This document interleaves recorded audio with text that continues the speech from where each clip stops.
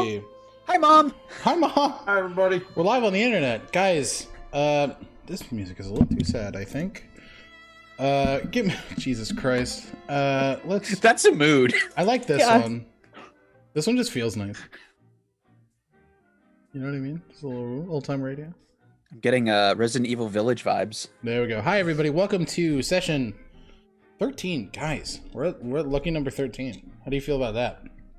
That is amazing. We are here. Is the one where Vosk dies? Yeah, definitely. Okay. Definitely. After our conversation with the elder Stonebridges, yeah, probably. Anyway, this is... You get to kill our father, because he obviously killed your husband. Very much so. This is our weekly D&D campaign. As you can see, we are down a player right now. Lacey had some life stuff come up. They will be back later into the stream, probably after our first break. So they'll get here when they can, but it's like old times, you know, just the four of us. Yeah, so before we dive into any announcements proper, let's introduce our players. Snap, go ahead. Oh, God, I'm so used to having a little bit of lead run. I know. No, it's back to you, motherfucker. Oh, God. Hi, I'm iSnapPlastic. I am a variety streamer currently on hiatus, but I also put stuff up on Instagram and TikTok. And when it gets unsuspended, Twitter. I'm an adult this weekend because I got my taxes done and I got vaccinated and I installed a new toilet. It's looking up Snap, yo. Look at my boy being productive. So we proud. Love to see that. All right, and Shop. Hello, I am Shop Goblin. I'm a variety streamer here on Twitch, as well as a creator over on TikTok. And you can find me as ShopGoblin_ on pretty much everything, where I almost never post anything. Oh, God, that's a fucking mood. Oh, God. That's a goddamn mood. And I, of course, have been playing Asher, Yes. formerly Hugo Giles IV. Stonebridge the Fourth. Formerly. Alrighty, and Stealthy. Hi. So I am also a variety streamer, but I'm a variety streamer in the sense that I'm on a variety of There we channels. Thank go. you very much. There Rather we than go. I just do the same thing on all the channels, which is talk nerdy shit and D&D. Honestly, I'm here for it. I'm here for it too. I love my life. Anyway, you can catch me normally on Department of Adventurers, but I've been taking a much needed break from my own mental health because new job has been a little bit stressful. Yes. And parents moved, but they're settled in now, and job is still stressful, but I'm working on it. But you can find me also on Instagram as Stormy's Rogue Miniatures because I paint shit, guys. So I need paint. How's that ship coming? Shut up. All right, hidden for later. Painting characters for our own characters later. Anyway, yeah, so that's me. I play Addison Stonebridge. Awesome. Here tonight. Come on, so. say the whole name. It's been like 12 episodes since we've said the names. Since we said the names. I play Addison, Bianca, Rylind, Stonebridge. That's the worst time for me to take a bite of a taco. Oh, You know, no. because we're all getting fancy, I am Torch Fenmarel, the Endbird Prince. Yeah. Hey! I feel like using that title is going to bite you in the ass, especially with the Earth Genasi. Who knows? Maybe I like that. My name is Alec. I am going to be your dungeon master for this evening. You can find me on all socials at Commune DM. I am a variety streamer here on Twitch, which obviously you would know. I live here. I'm also a creator on TikTok. Yeah, I'm doing a lot of stuff, and yeah, let's just dive right into it, man. I guess we have the schedule. Fuck, I hate it here. So next week's going to be a little buck wild and crazy. We're doing 4 streams next week. We usually do 3. We're going to be having Commune and Chill on Wednesday. Which is good. Well, I don't have a schedule, Command. I'm not that good. I'm going to keep doing it until you have it. Well, you're going to keep doing it for a while. So we have the Commune and Chill on Wednesday. I think I'm going to be jumping into the Devil May Cry series, some retro hack and slash gaming nonsense. Thursday, we are back here for Bertome Brunch. We're going to be starting Hotiful Boyfriend, which, I'm ready to date some pigeons. God damn it. I hate you. Saturday, we are going to be back for our Pokemon Emerald Extravaganza Nuzlocke. And then next Sunday will be Intelligence Save Session 14. With that, let's dive into the recap Ew. from last week. So, last we left our trepid adventurers, the Brass Flowers. They were... Well, now we'll do this one. Now this feels apt. Okay. So, they had found their way to Elm Thalas through the centermost city of Sha'athel in Zendrix. Chartered a ship, got on board, and once they made it to shore, the town surrounding Elm Thalas was absolutely sundered. It looked like molten rock and a scorched earth. And as soon as our party got on shore, they were met immediately by Shazzos the Gentle, who constructed the story of the Embered Prince to lure his lost son into his grasp. A long and arduous fight was had, but our party came out on top and victorious. Torch had some last words and one final laugh with his father figure, and the party made their return to Yelenor. But on the ship to Elm Thalas, Barry had a bit of an encounter with Mike, who revealed his true form and truest of intentions behind Uk'otoa. Mike ultimately sacrificed himself in order to break the curse for Barry, to not make him the monster that he was. So, we catch up the morning after our group has gotten back to Corthyr. And it seems like the Stonebridges are waiting for a conversation with their children. But first, we'll stop by Torch. You're in your room. What are you doing?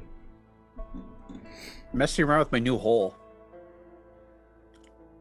The chest that I was given to do research in. That hole. That takes the place of my lamp. Alright, guys. It was a lot of fun. We're going to see you guys next week. All right. So you're okay. So you have this chest, which is essentially a bigger version of your lamp. So what are you aiming to do with it at this point in time? So, quick question: Yeah. If the lid is open, is there airflow? No. Okay. So, what I'd like to do then is I'd start to put everything in that was in my lamp into that storage space. Okay, so you take the better part of the morning transferring things from your lamp onto into the chest, which everything seems to fit fine. Awesome. And then I'd like to begin to meditate on what my father figure thing, the one that I patricide,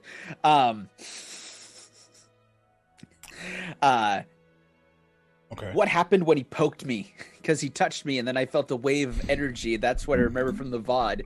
And I'm trying to figure out what happened with that. So you're sitting there. Are you trying to channel any sort of being? Are you just kind of is this more of an internal focusing moment?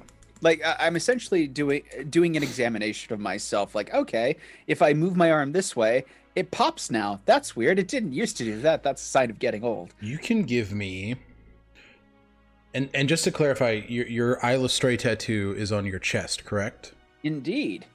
You can go ahead and give me a medicine check or an arcana check. Oh, we're gonna go arcana all day long. Okay, go ahead and give me an arcana check. I'm just picturing that 18. the face on the tattoo is changed into a full All Might style version of Shazzos' face. That would be awful. You said you got an 18? 18, 12 plus 6. Magically? Nothing is different. Ow. placed your finger forward, or Shazzos placed his finger forward. You're kind of touching the spot. You do feel physically this kind of... It's not a void. It doesn't feel empty. But you just feel this warmth. Past that, nothing. There's no latent arcane energy that you can sense. There's no physical difference. You spend the better part of an hour just kind of, you know, testing your limits, stretching, like, you know, checking in on yourself. Lightning bolt. Nothing. Yeah. Everything is good. Eldritch Blast? Yeah, you can shoot. Are you just actively shooting your spells off? Yeah, I'm trying to see, like, wait, I can't do Eldritch Blast anymore because I'm not a warlock You're not anymore. a warlock. So no Eldritch Blast. No, you nothing. Okay. Yeah, no, that's essentially it. Okay. After about the first hour, you're kind of looking out your window, casting spells. We're gonna say, for posterity's sake, you're not gonna waste any spell slots. Oh, thank God. But you do hear a knock on your door. Oh. Hello, darling. You hear a familiar male voice. Hey, can I come in? I haven't seen you in a little bit. Yeah, coming in. You see Lester opens the door, but he's not alone. In handcuffs, you see the Earth Ganassi woman who broke into Corthyr. And he is... you can... Give me a perception check. Oh, goody. Another roll for the evening. Another roll. Lester was just over here making arranged marriages. Definitely 13. not. 13. She is beat to hell. Oh, fuck. She has this kind of patchwork half-plate armor. You see metal ripped and torn. Her chest piece is dented heftily. And you see a collection of burn marks on her face going down her body. And mind if we have a conversation? Yeah, please come in. And Torch will make an effort to... Is this room furnished for guests? It is. Awesome. Let me actually... Huh? Are we going to roll 20? I'm going to go to roll 20. Roll 20, everyone. Roll 20 is an amazing application used by dungeon masters and players alike to create fantastic worlds. Well, we're not right now because apparently the servers are down. It won't let me in. Well, all right. That's fine. So, God damn it. It was loaded for me. It's not letting me in. I've refreshed it twice now. It happens. That's all right. I'll close it and try it again. I'm just getting a full white It just page. let me in. Yeah, It's saying your connection to the server has been interrupted. Anything you do right now will attempt to send you back online. Yeah. So I think it's probably just a partial. Yeah, I've closed it and refreshed it. It is still. Never mind. There we go. Yeah, it shows all four of us in here. I think. Well, because I have the tab open, so I think it's reading that. But okay, give me 1 second. Oh, we gotta hydrate. Thank you, Library of Lost Tales. Drinking. Thank you. Drinking. There we go. Consuming liquids. Consuming liquids. Let's never use that sentence again. Okay. I'm going to use it all night long. Yeah, all right. Well, I don't like you. so... Okay. Let me get this. Oh, look at this handsome boy. That's you. All right, we're going to change the music over. And then... I just got to get everybody else in there. Boblin strikes again. We hate Boblin, actually. So they're gonna sit there, and then where's my handsome Lester mini? There we go. Well, that one will do. That's fine. And then on Streamlabs, we just gotta whoopity dip. Perfection. Okay. Whee! We love and hate Boblin. This is true. So, Lester comes and sits down.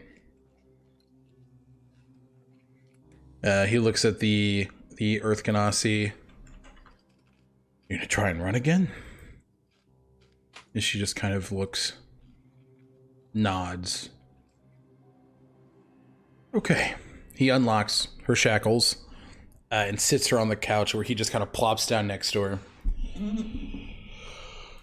So, how did it go? You know, I wouldn't want to go back anytime soon. It's kind of a hellscape. But I suppose you could say mission accomplished. Destroyed all the nasty fire people. Shazzos the Gentle is no more.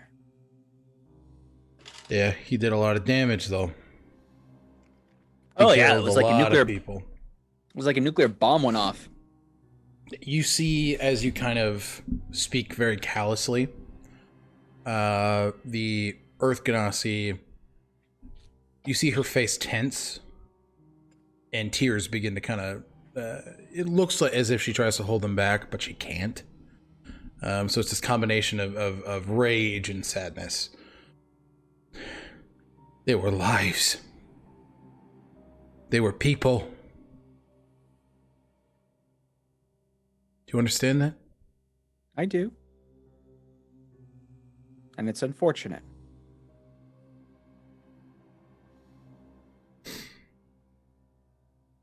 Is she injured still? Very much so. Torch is going to start casting Cure Wounds. Give me a dexterity saving throw. Oh boy. A 12? I'm guessing that. She bats your hand away. I don't want any of your fucking charity. It's not charity, but okay. Keep your filthy hands off of me. Just wash them. Okay. What do y'all want to talk about? Lester he's looking at her, and he's just kind of, did Shazzos say anything to you? Anything about the plan? Anything about the other planes? Anything? No, just a lot of I'm gonna pull your spine out, I'm gonna murder your friends, I'm gonna turn everyone to ash. So he was just posturing. Yeah. He looks over and you see the Earth Ganassi woman just, I told you. He didn't say anything. And this idiot's too dumb to lie. Ouch. He did clarify that the Embered Prince was a facade that he created. Lester just kind of takes a step back. Fuck. How much time did we waste looking for that thing then? Oh, we found it. What? Hello there. I'm the Embered Prince. Lester stands up, walks up to you. You see he kind of waves his hand. You see a bit of what look to be fractals of starlight as he casts something on you. You're not sure what it is. Torch is going to cover up his groin. And kid, there's nothing different about you. You're exactly the same. Well, I don't know what to tell you. With his dying breath before I ran my blade through, he said that I was and forever will be the Embered Prince. And then he laid his hand on me and bestowed something. I'm not entirely sure what. He wasn't exactly very talkative at the end.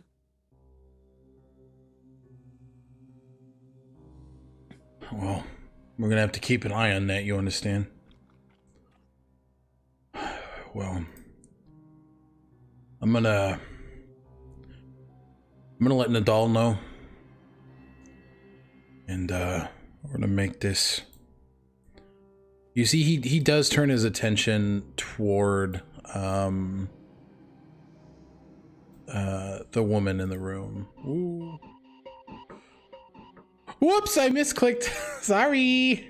Goodbye, everyone. Great stream. God damn it. Sorry about that, everybody. You guys can have a conversation. Maybe get to know each other a little bit. Calm down that aggression everybody's got. He does look between both of you. Huh? Can We're all friends here. Great.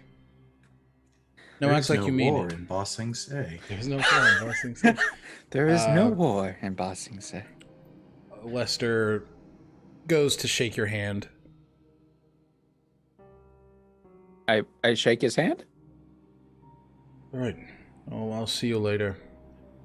Torch, this is Opal. Opal, this is Torch.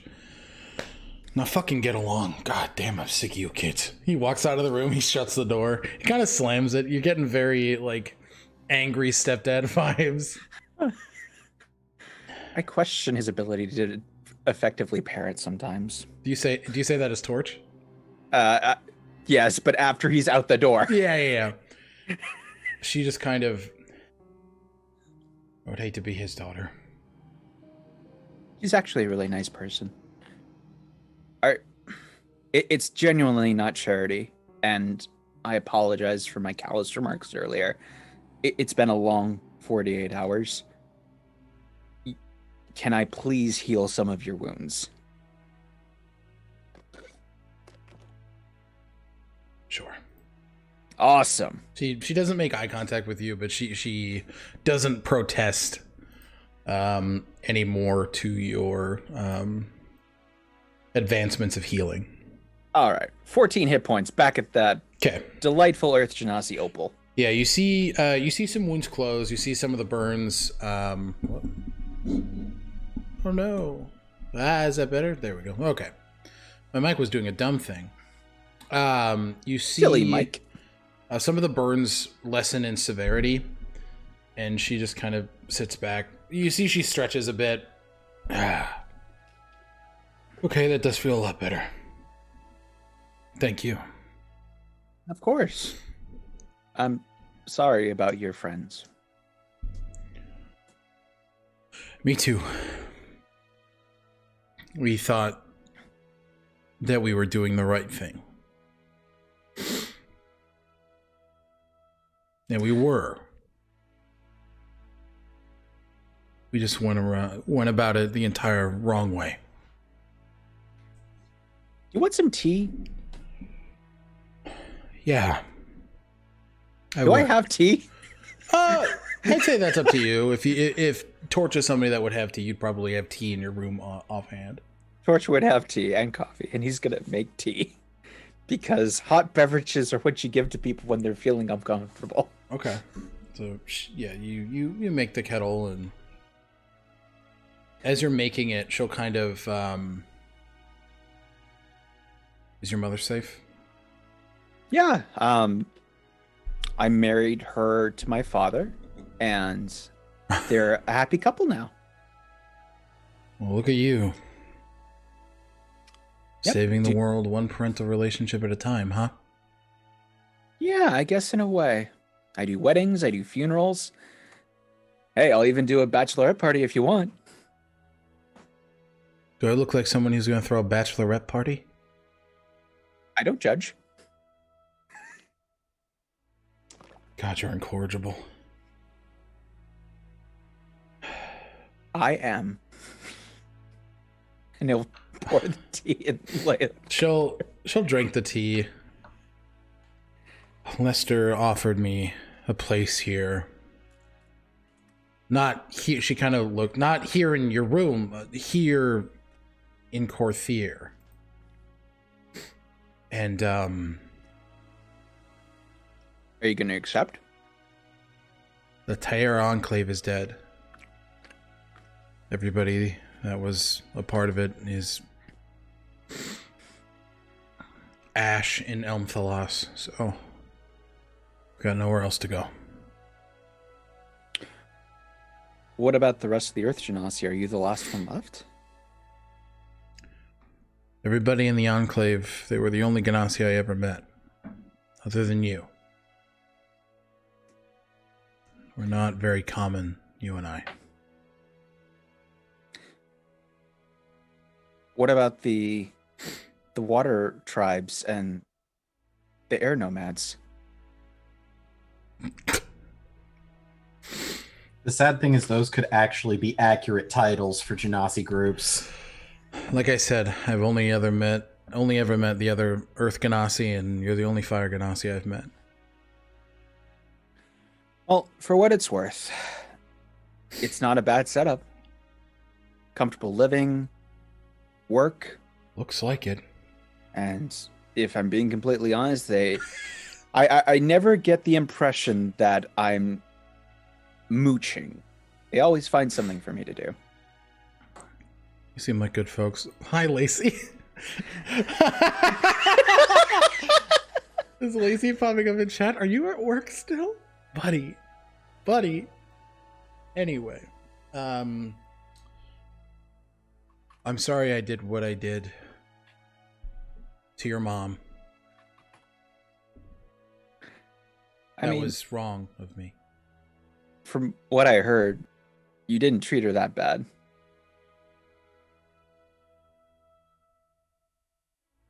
And if I'm being completely honest, she seems a little better for it.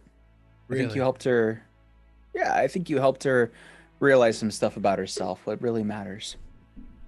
Well, she was a wonderful guest. And in all honesty, she tells amazing stories. She was always a hit at parties. Great distraction when I was picking people's pockets.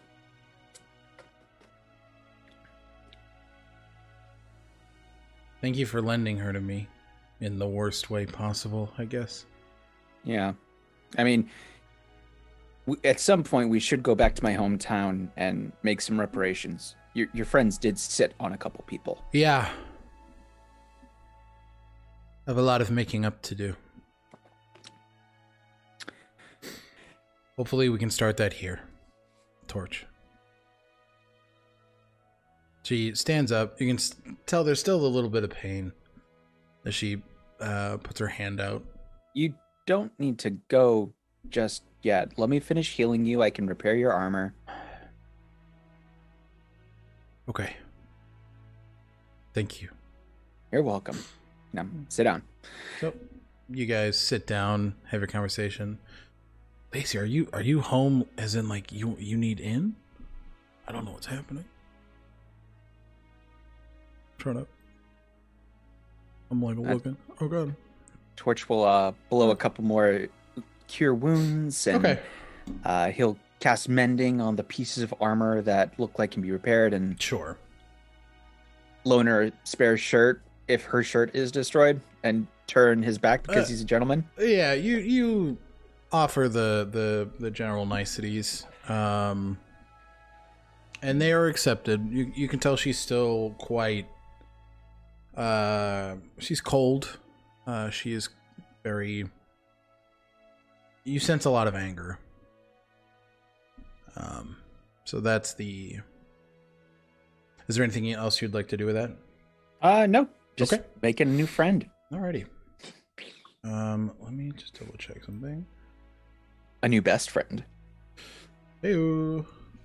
Okay. Is he really being a gentleman? Or is it the fact that he knows his mother would beat his ass? Well. Okay. Well, it looks like we got Lacey popping in. We'll make this happen. It's not. Let's get the whole family back together. Hey, man. chat. I'm gonna tell you right now, it's not gonna be seamless. We're all in this One together. of us is about to be the DM. God no. And it won't be Alec. God no. God no. God no. God no. We should add that as prediction. Who's going to end up in the DM section? Who's going to be a combination of two characters? All right, let's give this a shot. Damn Well, it! I'm the DM now! No, Lacey Lacey's is. the DM. I'm Asher Stonebridge. Oh God. I'm a wizard. Everything's fine, everybody. Mostly, he's just a dude who has a very good mind for design and guns. Okay. Let's. And as we learned last time, he's a poisoner. We did it. Yay! Lacey and their black void. Shit. No. I'm sure you're all wondering why I've gathered you here today. Oh God, we're playing music. Oh no! Hey, look. Hold on. DM. That person has a tragic backstory now. Well, Stealthy's correct. Hold on. I've missed so much. I just gotta change. No, you're fine. Okay, You, I think you just missed Torch burning a ton of spell slots and Hold on. having a very touching moment with Genasi. Asher, Torch, Barry. All right, we're good to We are go, correct. boys. Hey. All right, Hey. guys, the whole family's home. Lacey, quick, plug your socials. I don't have any anymore. No, I'm kidding. I'm at CertifiableNerd. That's it. I hate you. Content is coming when life is not in the way. All right, so we are going to go from Torch over to Asher. He's hungover. Are you in your workshop? Yeah, that's where he's been sleeping. Okay. And that's where he got wine drunk with Nadal the night before. That is true. Okay, so you're going to transfer over to your lab. And let me just... Ash. Yes. You wake up at your desk. You're, Oh no, I would have been sleeping in my cot. He well, totally has brought a cot in there. wherever that is. Who gives a fuck? Wow. I'm kidding. I'm sorry. Are we Over here hostile in the today? corner. Yes. No. You wake up. You're feeling it a bit. You just kind of turn over. You see a couple. You see two or three bottles of wine that you and Nadal. That was a poor decision. Give me a perception check. Let me straighten my glasses so I can perceive rolling a perception check.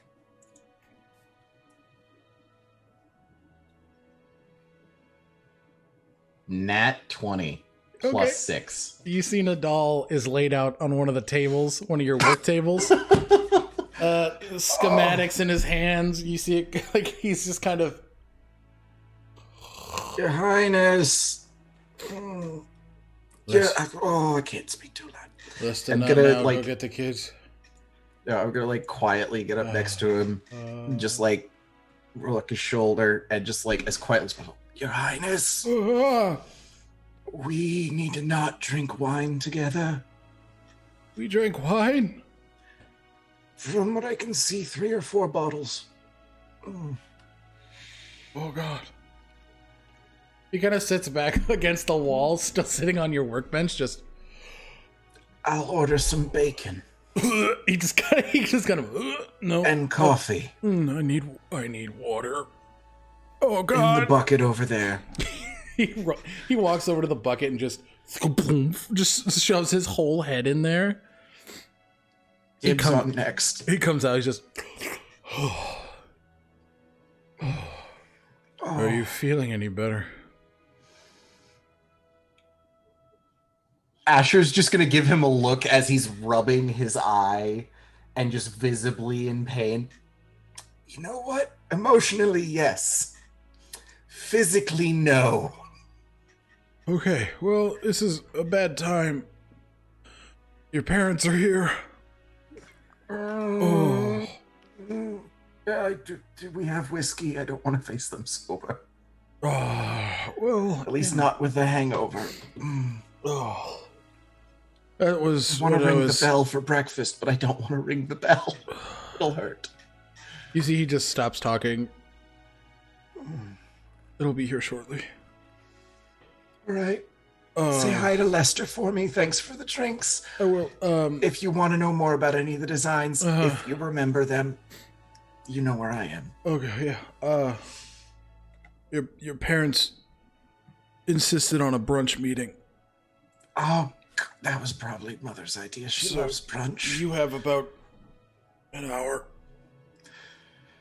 Asher's gonna walk over to the bucket and stick his head into it. Got Just- it. After a minute, the bubbles start to slow, and he pulls his head out. Okay. Just, okay, that's better. Thank you, Your Majesty. You see, he's waving. Okay. Oh, I will see you shortly. Mm-hmm. He shuts the door.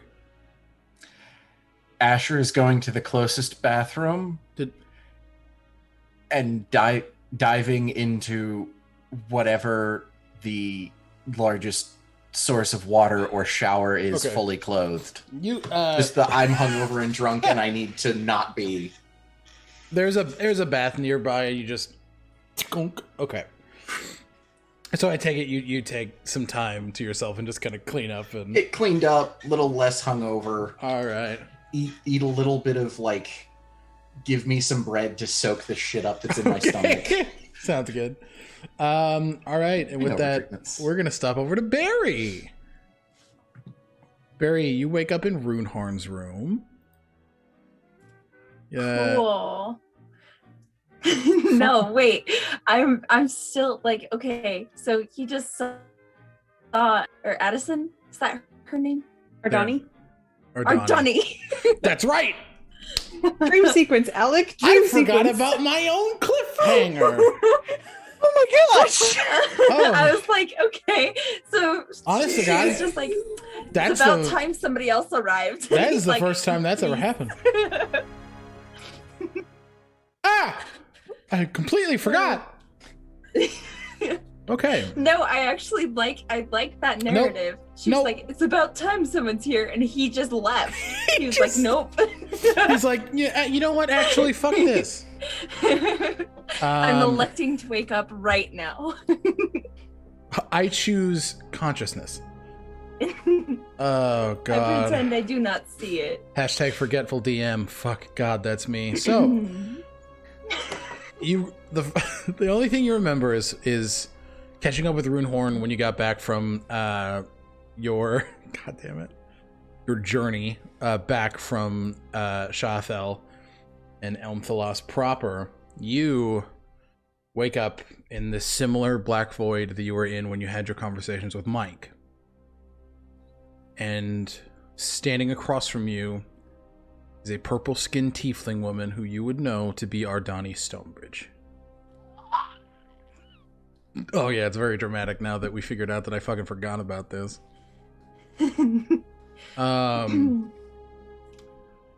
She's standing in front of you, looking very confused, and you see this tiniest glimmer of hope. Who are you? My name is Bartholomew Grumblebunk. You can call me Barry. I assume you are Stonebridge. I'm Ardani Bosset. Cool. I do not know that last name. Well, you said my father's surname. I wanted to tear him down. I don't want any part of him. I don't like that you know who I am, and I have no fucking idea who you are. Oh, it's simple, really. I've been traveling with your friends, or not friends, they're siblings. Yeah, they're cool. I like them. You not so much, from what I've been told. She truly can't help but oh shit. Okay.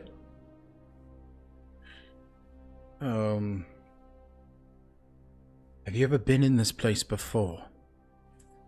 Yes. Like a few days ago. And my friend Mike, the mimic, died here. So I'm not having a good time, if that is what you're asking. She closes the distance between you, not in an aggressive way, and she grabs your arm and pulls your sleeve up. No touchy. Where is it? Where is this? She pulls her sleeve down to reveal a similar golden bracelet to Mike. How did you get yours off? Cool. We have friendship bracelets. Okay, I kind of like you a little bit more. Like I said, my friend Mike was eaten by a curse here in this place, and he was a mimic who mimicked that bracelet, but mine. And yeah, so he died, and it popped off. The bracelet, like I could pop it off now. You look concerned. I made a deal because I was angry. I wanted to ruin everything my father and the court had done. I wanted to burn them to the ground, and now I'm this.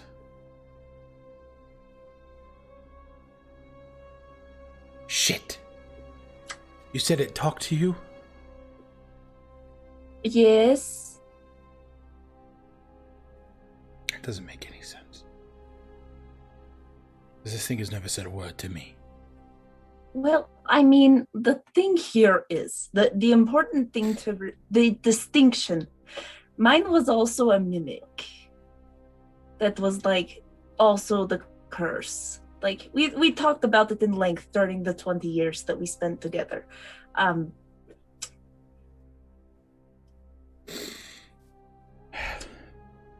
Maybe you just need to find a mimic. Does he talk to you?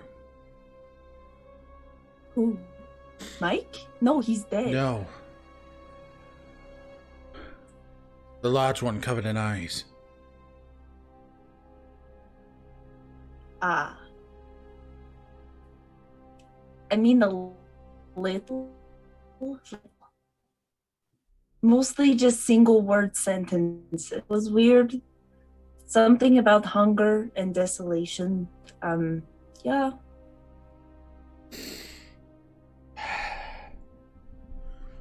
She kind of just wipes her face.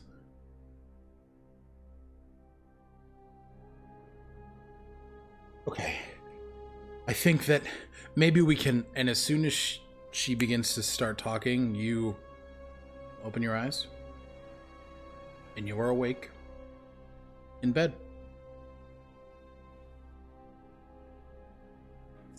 Rooney. You see Runeharn is just popping wheelies. He's flipping an egg. He's just jamming to the radio. He's like having a fucking grand old time. Did Runehorn take levels in Bard that we didn't know about? No. He's just a sick ass dude. And he's like, whoa. Oh, good morning. Hello, Rooney. We have problem. Breakfast is almost ready. I don't see what the issue is. It is not breakfast. Cooking is delicious. It is my brain. Wait. No, time out. You said it was done. You said the bracelet was off. Mike was gone. What are you talking about? Yes, but Rooney, I can still turn into lizard. I don't know how much you know about true regards, but we cannot do that.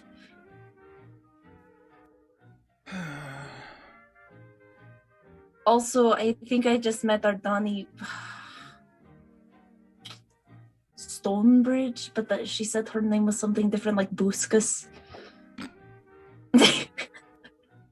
Yes, her name at birth was Ardani Bosset, but Bosset. She goes by Stonebridge. No. That was on Lacey. That was actually me. You're good.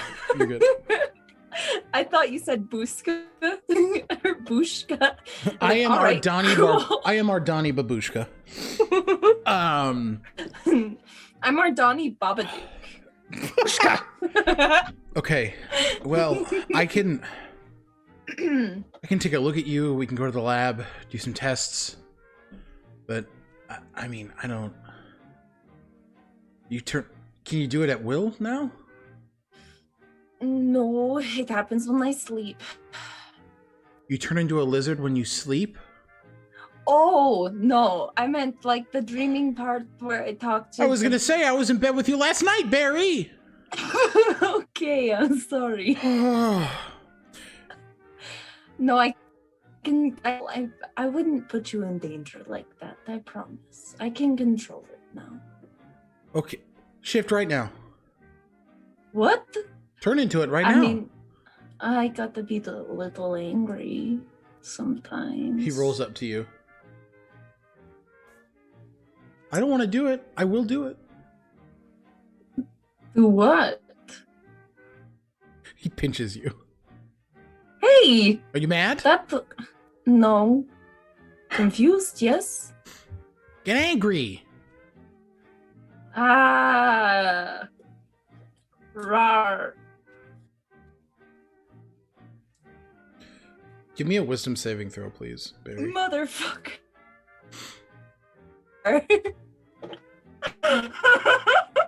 Oh, no.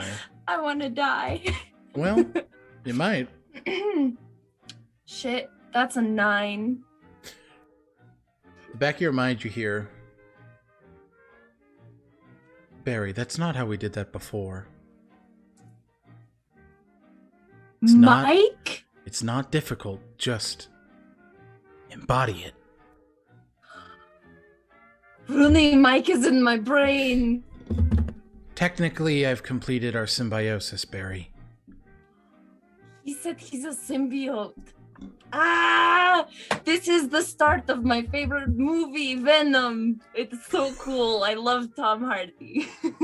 I love Tom Hardy. Interesting. Okay. That would explain why you can change without having to be angry. He says we have to embody it. So I'm going to think lizardy thoughts. Okay, give me an intelligence check. Sunny rocks. Sunny rocks. Warming yourself in the sun, licking eyeballs, licking your own eyeballs. Lizard. I didn't mean quite this literally, Barry. That's a 15. Am I the only one imagining Barry doing the tongue thing to try and do it? Yeah. Barry, you spend some time thinking I'm about. A snake. I'm a slithery little slithery Oh my snake. god! You spend some time thinking about what the fuck do lizards do? You're just thinking, and you open your eyes. You remember looking at Runeharn pretty head on, but now you're looking down at him, and he's like, "Oh! Hello. You're far bigger than you used to be." I am. Hello. Is this weird? Is this weird for you? I can turn back. No, this is really cool, actually. Okay. Okay, so he looks at your hands. Based off of the information we had, this looks like a natural evolution. So if Mike somehow bonded your physical forms, this makes sense. As fucking crazy as it is, and Runeharn doesn't swear much. He's like, this is fucking insane, but yeah, I mean, it hypothetically could work. Very, very gently pats his head. Thank you. It is okay. You do not have to be overexcited. It's good. We can eat our eggs now. He looks, the pan is on fire. He's like, oh! He starts patting it out, and with that, you guys eat your breakfast, conversate a little more. And Still in lizard form? I'm down for this. If that's up to you, dude. Lizard Barry's just using his talons to stab the eggs and eat them. And So- point Like a out that little Lizard Barry would velociraptor. probably crave the raw eggs. Well, Just saying. and with that, we are popping over to Addison. What are you doing, dude? It's the morning. Mm-hmm. Yeah, no. Addison is in bed with Voss, not moving. Addison does not want to move for the next forever. Okay. He is just kind of sitting there. He looks over. I don't. Are you gonna do this all day, or? I have been on the road for 2 months. Yep. I'm not moving. And as Wow. long as I can keep you here, you're not moving either. He starts getting out of bed. He's like, I have to do my rounds before brunch with your parents. Fuck. Which sounds like a fucking nightmare. Yeah. But honestly, you're gonna be fine. Okay?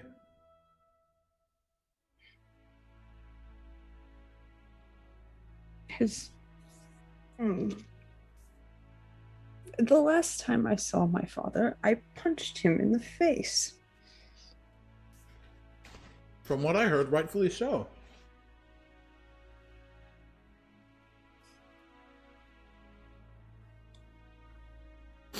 So what does it matter?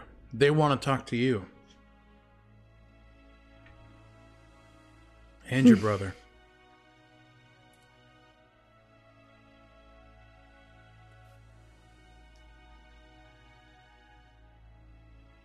What is the worst thing that can happen to you?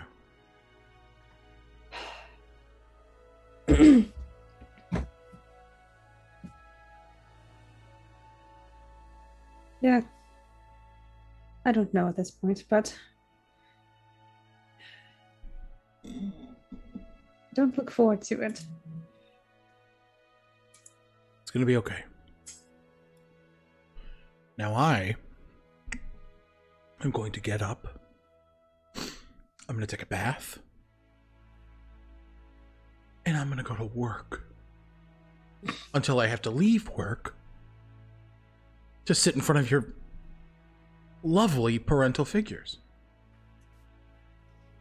Laying it on a bit thick there, aren't you? I'm just trying to lighten the mood up. I don't know.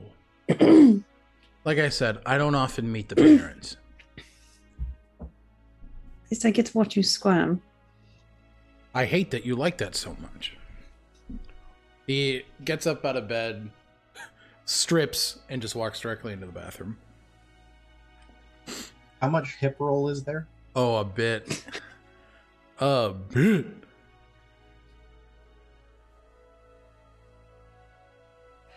He shuts the door. You hear it open again. Get the fuck up. Come on. Get up. Addison gets up at that point. Good. Great. Wonderful. All right. Shuts the door. I made a bath for two. And then you just hear a... No, Addison books it at that point. Okay. And that is where we're going to take our first break.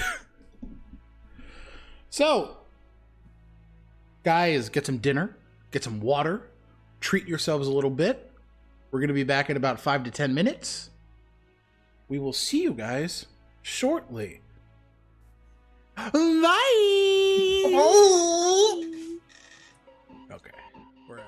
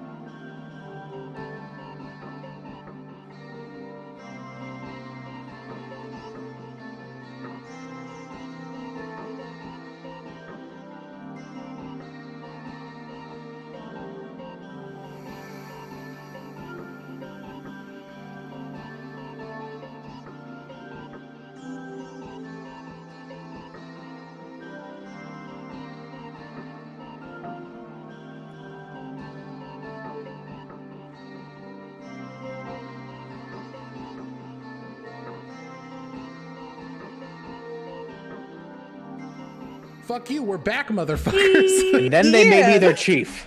And then they made me their chief. Hi, everybody, we're back. We had to take care of some puppies, which was of the prime importance.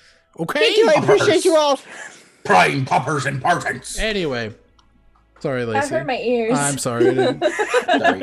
As soon as I did it, I regretted it. I apologize. I gotta turn my volume down. Sorry. Well, it's also a nice way to tell everybody we're back from break. They're listening in the background. They're like, "Oh God!" All right, so we're going to the music. Yeah, right. We're going to pick back up with Addison. Okay. Fade to black. Bath was had. Splish splash taking a bath. Vosk has left. He's doing his rounds.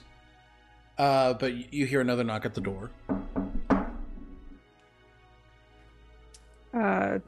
If Addison opens it. That's an adult. Looking a little haggard. You've seen like his half up, half down look, but he's in a full bun right now.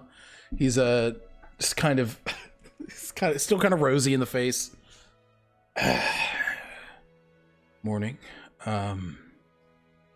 Morning. Your parents are here. Yes, Vosk told me last night. Oh, thank God. You Thank the look gods. like shit. No, it's fine. I spent the night with your brother.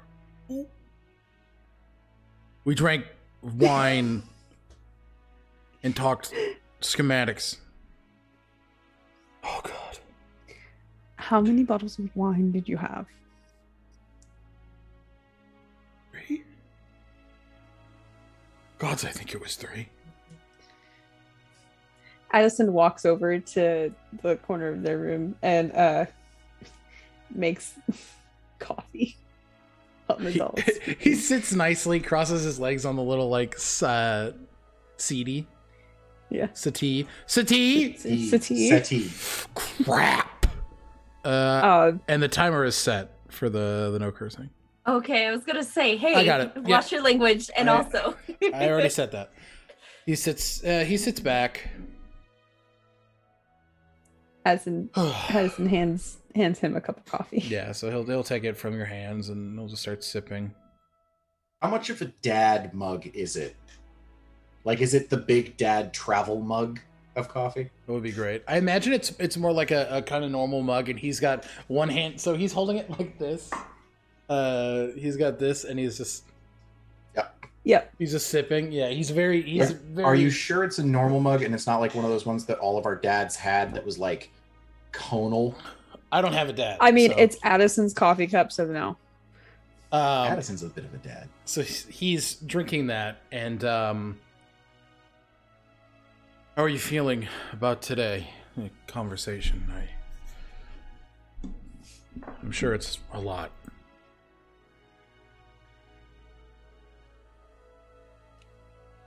I'd be lying if I said I wasn't nervous. I punched him in the face last time we spoke, so. Yeah. Addison sits across from the doll with a cup of coffee themselves.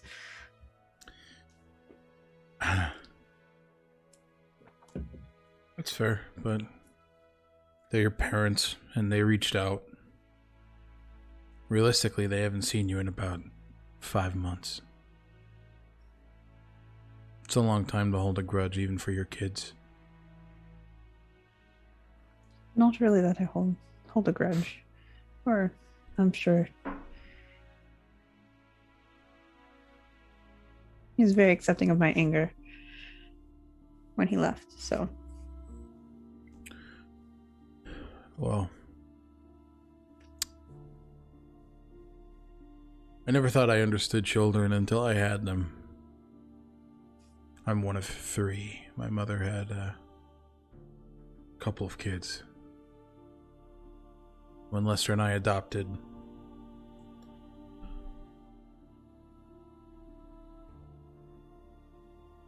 my world changed. I looked at everything a lot less selfishly.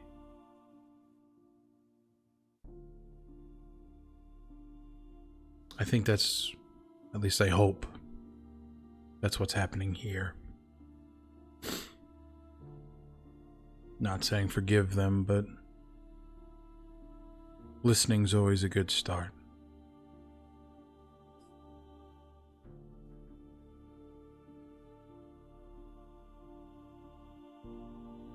I plan to listen.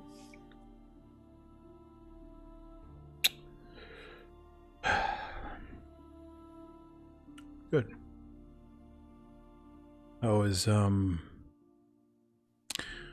How's your promise?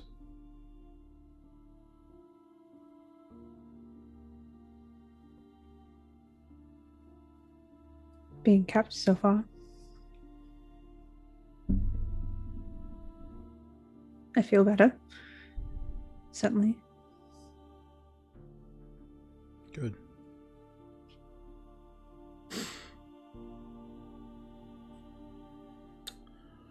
Thank you for the coffee.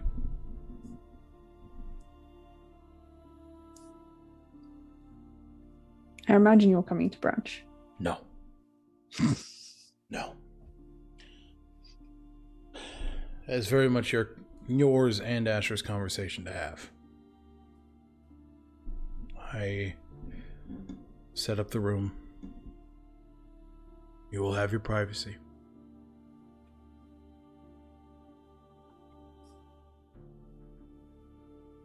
Thank you. Of course. He stands up, finishing the rest of it. Oh, good luck. You are going to need it. I know. The pity you won't be there. You won't get to see Boss squirm. I've seen enough of that over the last 2 months. How bad was he while I was gone? Oh my god. He's crawling out of his skin. That boy does not know what to do outside of a battlefield. That is quite obvious. But I think it's good for him all the same. Cool. Ah! Fuck you. That scared me. Son of a bitch. But Mother Hubbard, that was scary. Mother Hubbard, that was spooky. But it'll be good all the same. So don't be too cruel to him. He's kept us very safe. I imagine so. My mother's going to love him. I believe that. Well, you should go get your brother. Last I saw him, he wasn't looking much better than I. Oh, God. Yeah. All right. Now I'm getting another cup of coffee. Okay. I will see you after, I assume.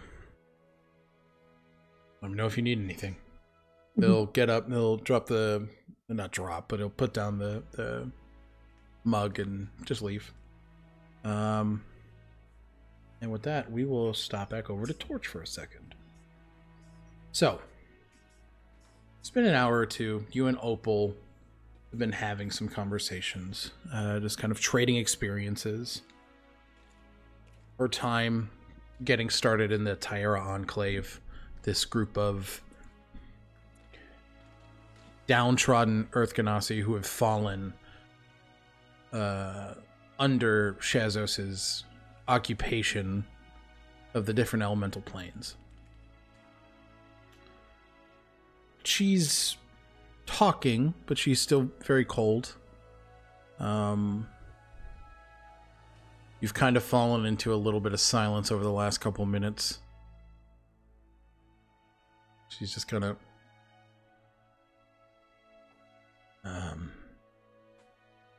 who do I talk to about a room? Lester and Nadal, either of them could help you, but... You're telling me you just walk up and ask the kings? Tell them what you want? That's...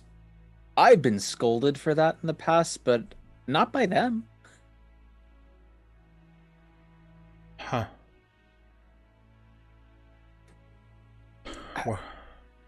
I get the impression that, well, at least for Lester anyway, he comes from a background that is not as hoity-toity as you expect of a standard noble. He's more of a man of action, and so he appreciates the straightforward approach. I mean, when was the last time you saw a king or noble chasing down a former usurpers? I don't know what you would call yourself. Liberationists, freedom there we fighters. Go. Exactly. It's fair. Yeah. He did a number to me as well, so. I mean, he's definitely a stronger individual. Yeah. Just when you think you got him figured out. Yeah. Yeah, fair. So I take it you're going to be staying around for a bit then? It's the plan. I don't have anywhere else to go. Huh? If you ever want to talk, have tea, have philosophical discussions, I'm here.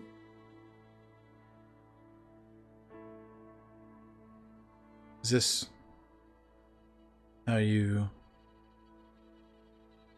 talk to women? That's how I talk to people. I tend not to favor one gender over the other when I approach them for conversation. I'm a cleric of Eilistre. I am actually a priest. Yes. I just spent the past hour healing you. You think that just... You have a tattoo on an open-chested shirt. You don't scream priest to me, guy. Maybe the other priests just aren't doing it right. Can't say that it wouldn't be entertaining.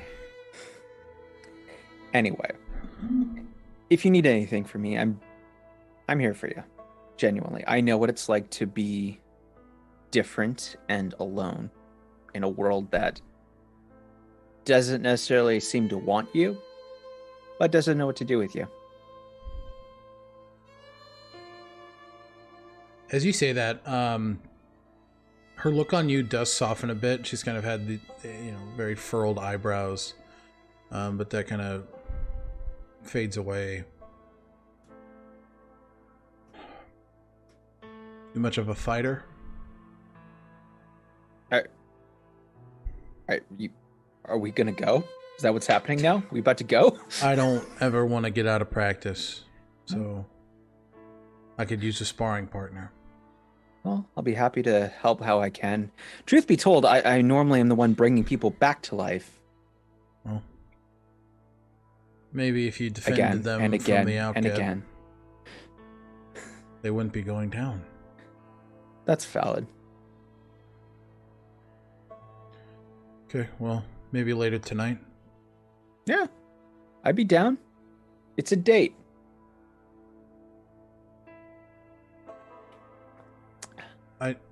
I don't think. Bye. She just opens it, turns around, shuts the door. And leaves. to Kala, I whisper, and that's how I talk to women. Kala? Kala just thinks back at you. Badly? Yeah. Kala just kind of... Interesting thing, seeing that she didn't really like you that much. They never do when it first starts. I don't think... What? Don't worry about it. You'll learn. You're young. I am 1,000 years old. Really? Yes. Wow, you look really good. Thank you very much. I appreciate that. Like, do you moisturize? Is there like a skin routine? I'm a fae. Time doesn't really work the same for me. Well, that's just cheating. Oh, yeah, well, make a deal with the Fae Lord. See what happens. He's just gonna like part his open chest a little bit farther. I'm kidding. Taken. I'm kidding. Okay. Well,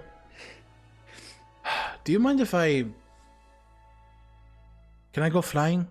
Yeah. You do you. I can busy myself. She just gonna pull out one of his multiple books about Tarnakum and begin studying and researching. Sounds good. She flies out the already open window.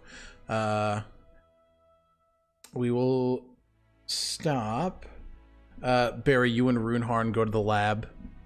Runeharn is showing you some prospects made on the crown. And is there anything you guys want to do at that point? If not, we will go to Asher and Addi. I don't think so. I think Okay. Just general going over stuff. I think the most that Barry would want to do in the lab is make sure that the bracelet is no longer a magical artifact and just like run tests on it. Okay. Yeah. So I will say just give me a quick give me either an investigation or an arcana check. That's up to you.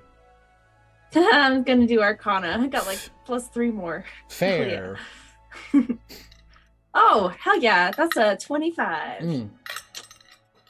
It is no longer a magical item. It is no longer cursed. It is just a bangle. Just a bracelet. Barry's gonna think like really hard. Okay. Like he's not saying it out loud, but he's thinking as loud as he can, even though the little voice inside of your head doesn't change volume.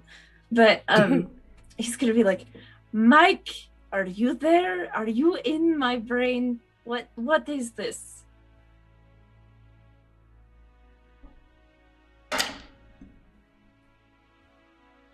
Get no response. Okay. I will keep experimenting on this. Okay. He says that bit out loud and just kind of like nods. Runeharn, you just kind of hear like whirring and tinkering as he's looking at the crown. Sounds good. He's lasered in and focused. All right, and with that, Addi, you are approaching Asher's lab.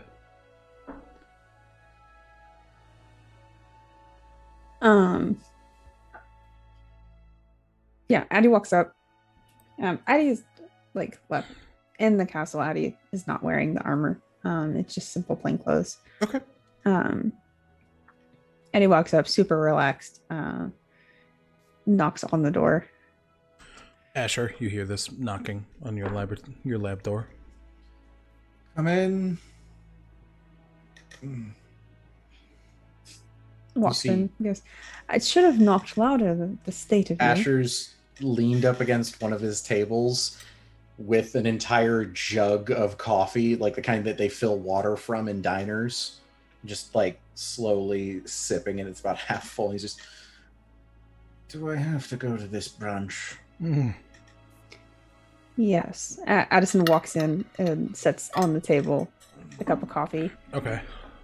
He pours it into the jug. I was to say, that one's special. I made that one. That's the stuff that'll keep you up all night on one cup. What do you think this is? I stole it from your supplies. Yes, but I didn't make it. Boil water and pour it over the beans. You adding crack to it or something? Oh, dear brother. There's so much more to it than that sometimes. I just don't know what to do with you. But yes, you have to come. Fine. And he's gonna stand up, and he's not in his armor, he's just in normal clothes, but his pistol is in a new holster that's across the back of his belt. Okay. So just a single holster? Yeah, just a single little like cross-draw appendix holster. Okay. You guys do know that it is about that time.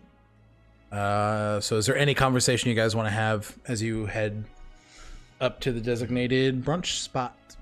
I can't decide which of us is going to have more trouble with them. You and Vosk, or me and Marguerite not being here. Plus the whole, I technically disowned them thing, which is, I guarantee, going to come up. Well, if you can keep your head and your emotions checked, I think this will be a very easy conversation. I mean, I did have the idea of asking the stewards to bring up a copy of that book I was telling you about that Father made me read about being like a noble and loyalty, but I decided it might not be the right time. Addison rolls their eyes and steps into the room. It's like, that's a preferable conversation, actually. Before they step into the room, Yeah. Torch would like to cast Sending and message Addison. Okay. So encroaching up to the hallway, You hear Torch's voice. Go ahead. Sorry. Hey, if things get too awkward, let me know, and I can make a distraction. You can reply to this message.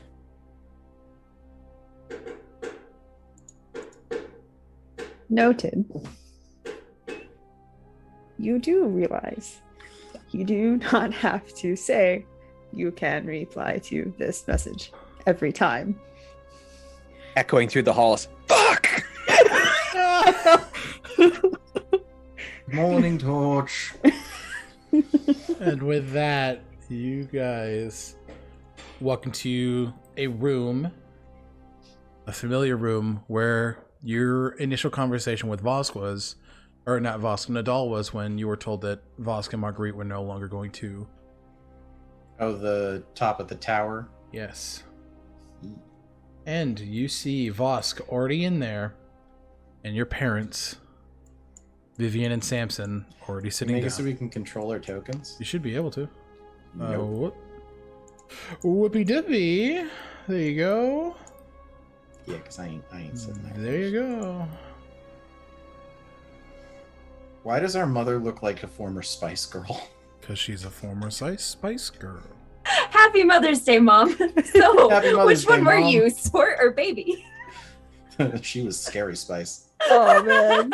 There we go. All right. So, Vosk is standing in the back in his best, like, I'm just working.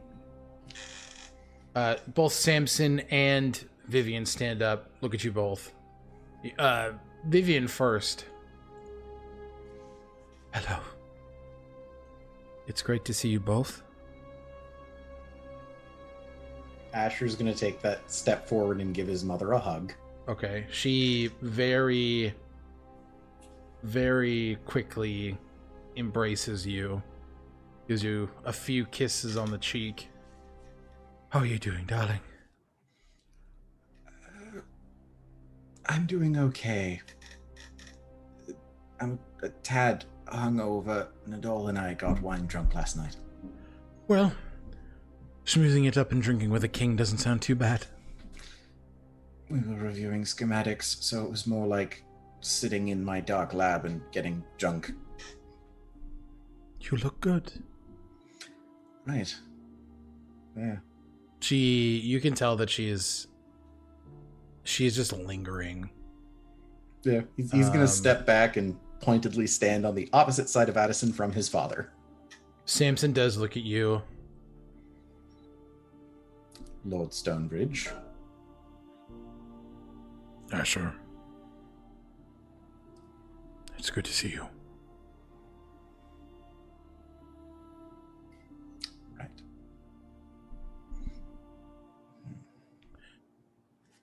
Your mother then turns her attention to you, Addison, and kind of looks at you up and down, waiting for... Oh, sorry, Shannon was just staring at me. I was like, you okay? Staring at to see if it's okay to approach.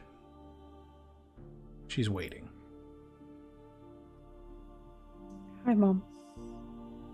She just kind of... Hello? And just closes in and gives you a hug. Mm-hmm. Very tight. She brushes your hair. Is this new? It suits you. Thank you. She'll get close behind your ear. And he is very handsome.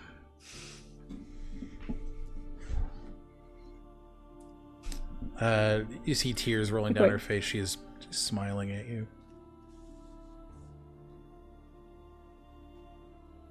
Addi kind of turns back towards Voss.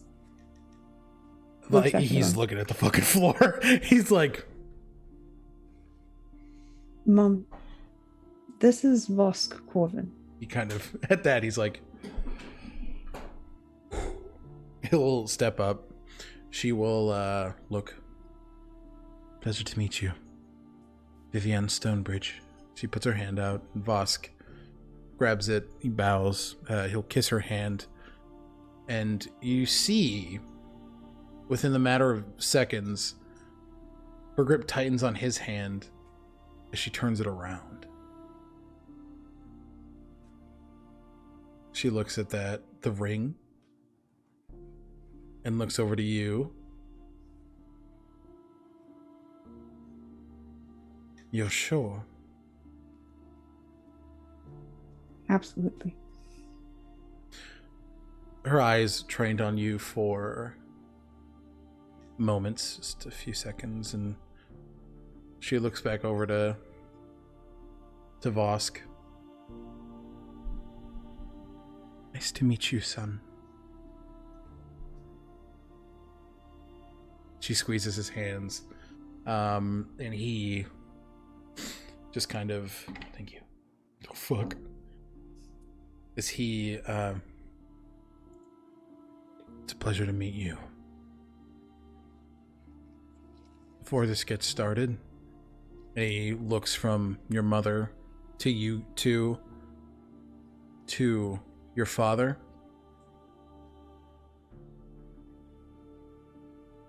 These are two of the finest people I've ever met.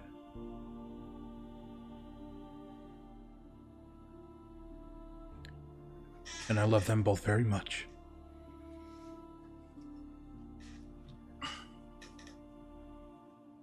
There was no help from you. And he goes back to the wall and stands there. And as he's walking past you, Addison, the floor is yours. Asher's just going to take out a little bit of popcorn. Addison turns to their father. Samson he's red at that last comment, but he's not saying anything. He looks to you, Addison.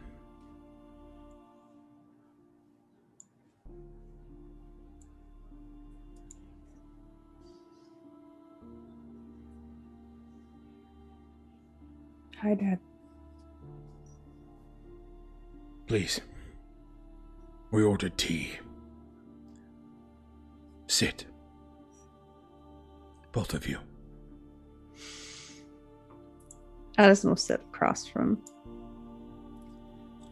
Asher will sit down, but above game that immediately made my inner brat be like, no, lean against the column. Oh my god. Like, fuck this guy. But no, Asher will sit down. Ash, Stiffly. you see your mom puts her hands on the table, almost just reaching out to you. He's just gonna kind of like set down his coffee and just set his hand down casually next to hers. Yeah, she grabs it and just squeezes. Well, it seems that you two have been making a name for yourselves, along with your compatriots.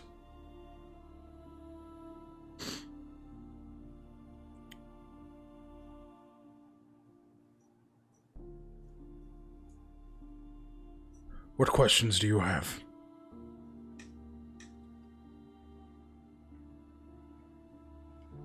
The last conversation we had was not... It wasn't beneficial to either party. So let's get this in the open. What?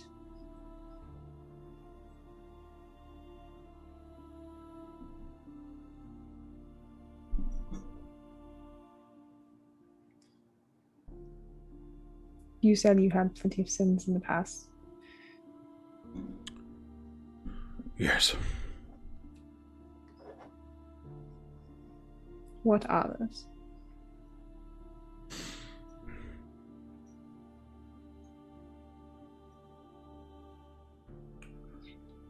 And before you try to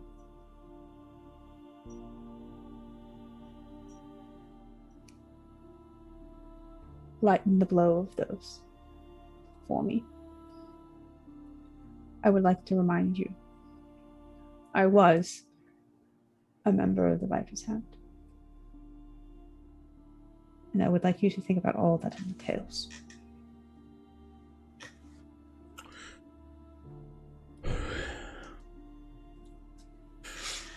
When your mother and I ascended to the chair of Ango Court and took over from my father, we didn't know how Drukameshian nobility worked. We saw the money, the power, the privilege of it all. And we thought that was it. It wasn't.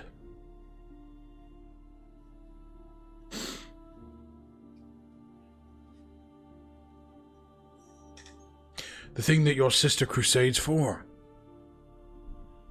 it's all true.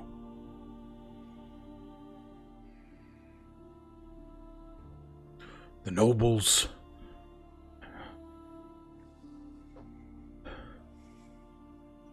the court, working to keep themselves on top of the people.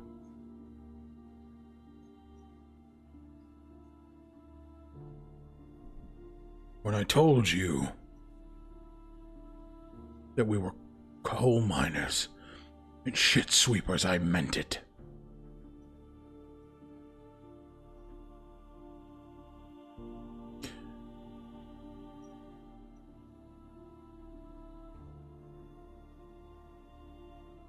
The Atras in Valenrow, the Vistals,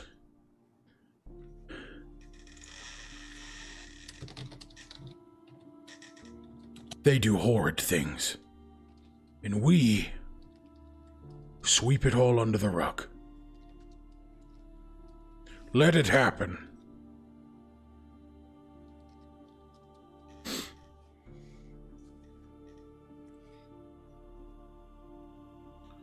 So yes, that's why it didn't shock me you were working with the Viper's Hand, because so was I.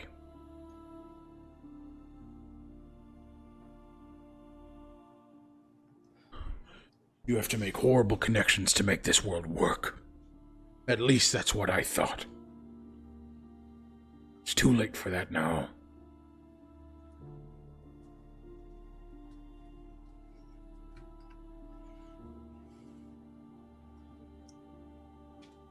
You're claiming complicity. That's your sin. I've done plenty wrong. Enslavement, for one.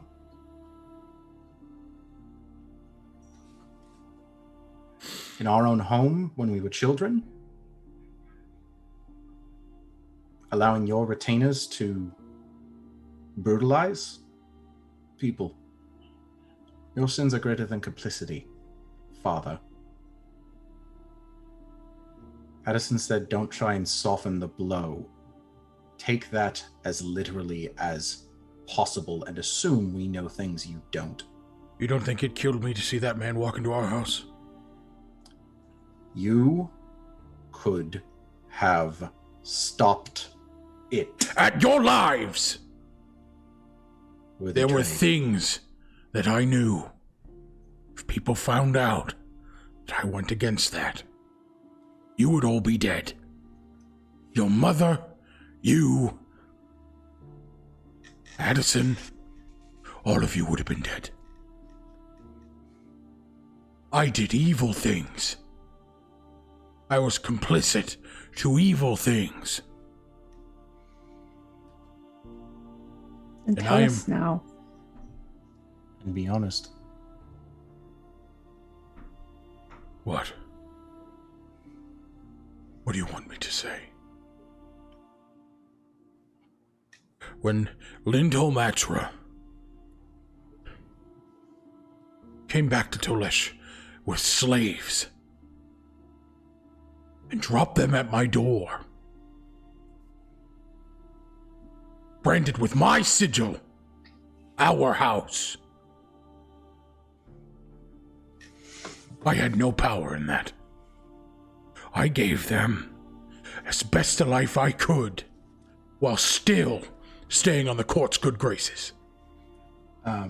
Above game, because that's a name I suspect we should know. Who the fuck are the Atras, and who's Lindholm? Lindholm Atra, you would know, no role required, is the Grand Duke of Valenro.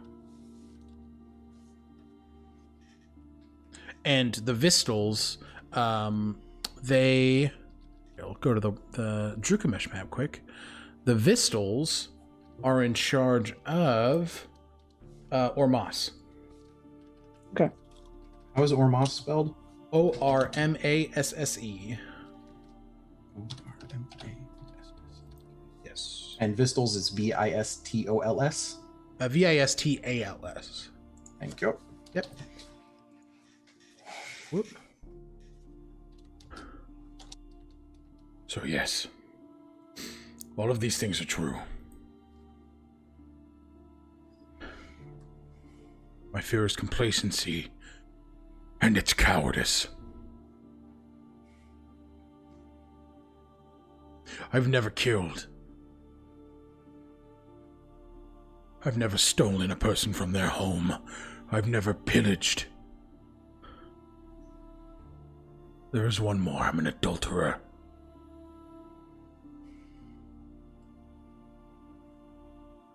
That one we knew.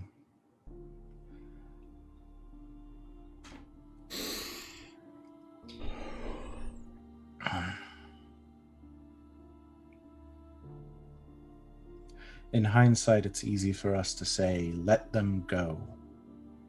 Heal the brand. Pay the gold for the scars to be removed. That's easy. In hindsight.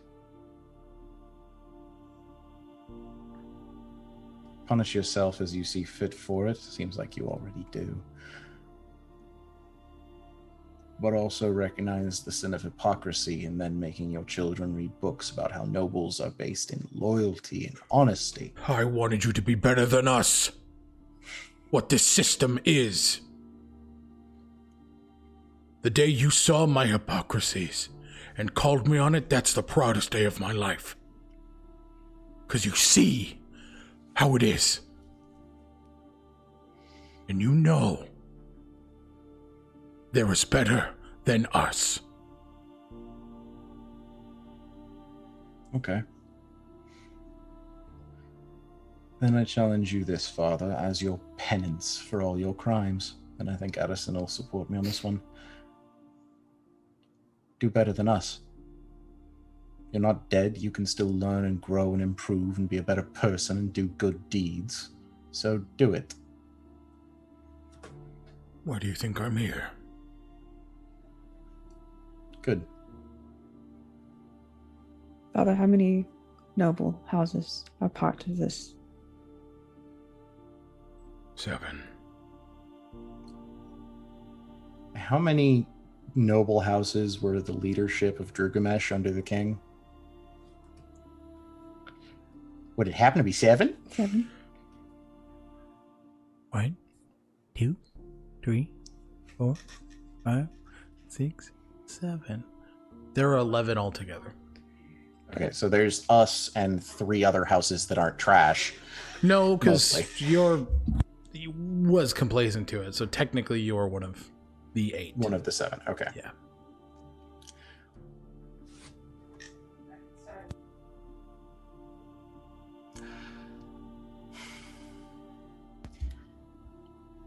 This King Skeletor, no. No. The king is not wise to this.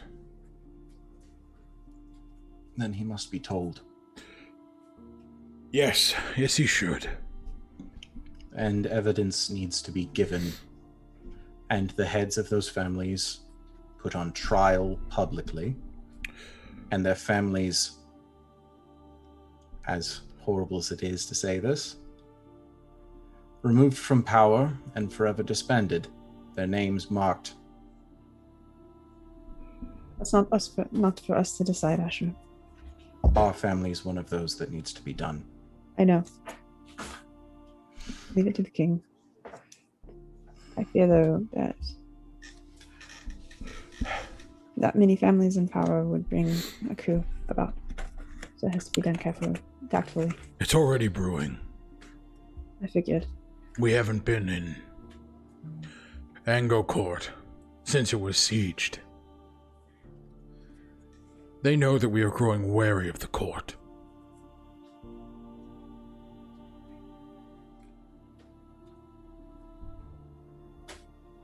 Let them have the it. Ruler of Tolesh? Well, that is a bit of a complicated issue at the moment.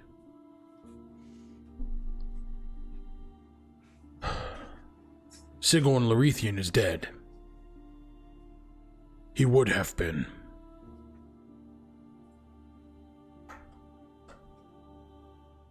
I'm going to assume that's not information we've had prior to this. That the ruler of Tolesh is dead. Correct. No, you do. You know his name. You don't know that he would have been the ruler, though. That is Marguerite's uncle.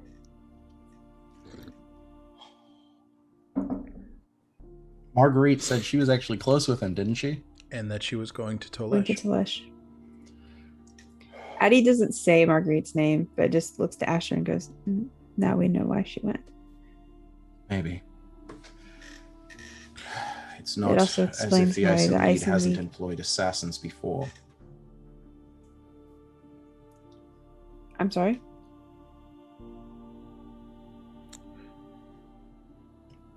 What did you say? I couldn't hear you. It's not as if the Eisenlied hasn't employed assassins before. Addison, Marguerite That is is not not- the diplomat in our organization. Asher, look at me. I can guarantee you that is not why she was sent. I hope that's true. Nonetheless, that puts my suggestion aside. I was going to say that if the king of Drukamesh risks complete uprise and uproar of his country, that then any investigation and action should be handled by the International Council. We've already talked to King Nadal about invoking the Council of Three. The problem being there's currently only two, and Tolesh is tumultuous at best, so it will be a while before there is another ruler. Hopefully, we will get word within the next month. Ideally sooner than that. But let me tell you this, son. My family name is dead. Our family name is dead. You may have abandoned it. You have always been and will always be my son. Our house is dead. It did not start among nobles and finery. It started in mud and blood, and that's where it lives again. With the two of us, and I will take my name back if you like. I acted rashly and in passion. We have something to tell you about Ordoni. Addison can probably say it better than I. What about her? He has a right to know.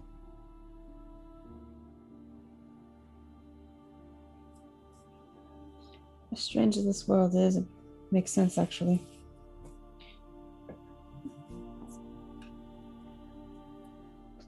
In Ardani's anger at you, us, nobles, they made a pact with a being known as Ukatoa.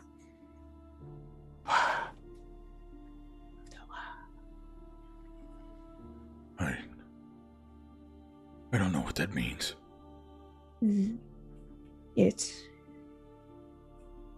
is appearing to be some type of deity out of Ibari. However, we have since learned that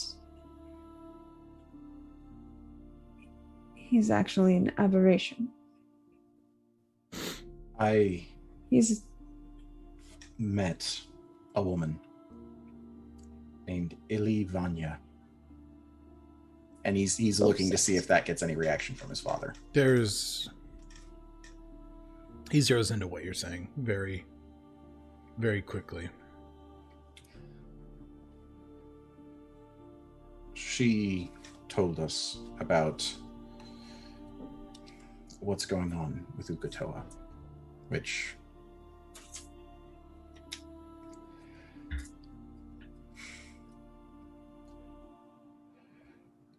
I have had conversations with Ardani, at least I'm assuming it is Ardani. I can't promise this is, but can she be saved? I don't know.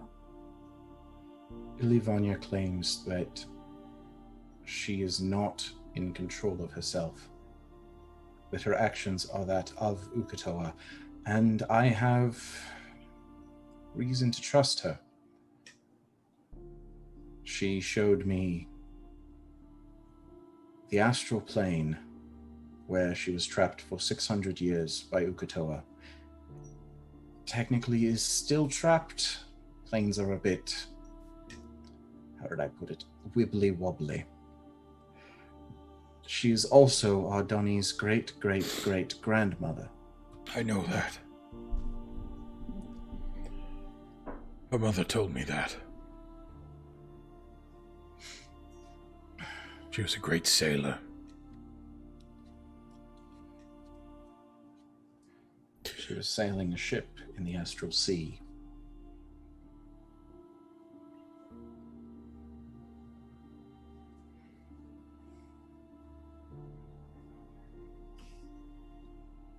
A Stonebridge is being controlled, or at least driven, by a monster. Hi. And Addison and I are already doing our best to find solutions. That's what you know. And if you're asked about it, you know nothing.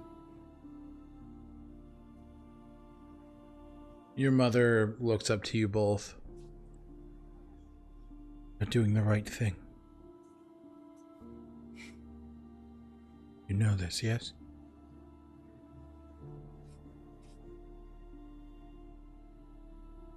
I am so proud of you.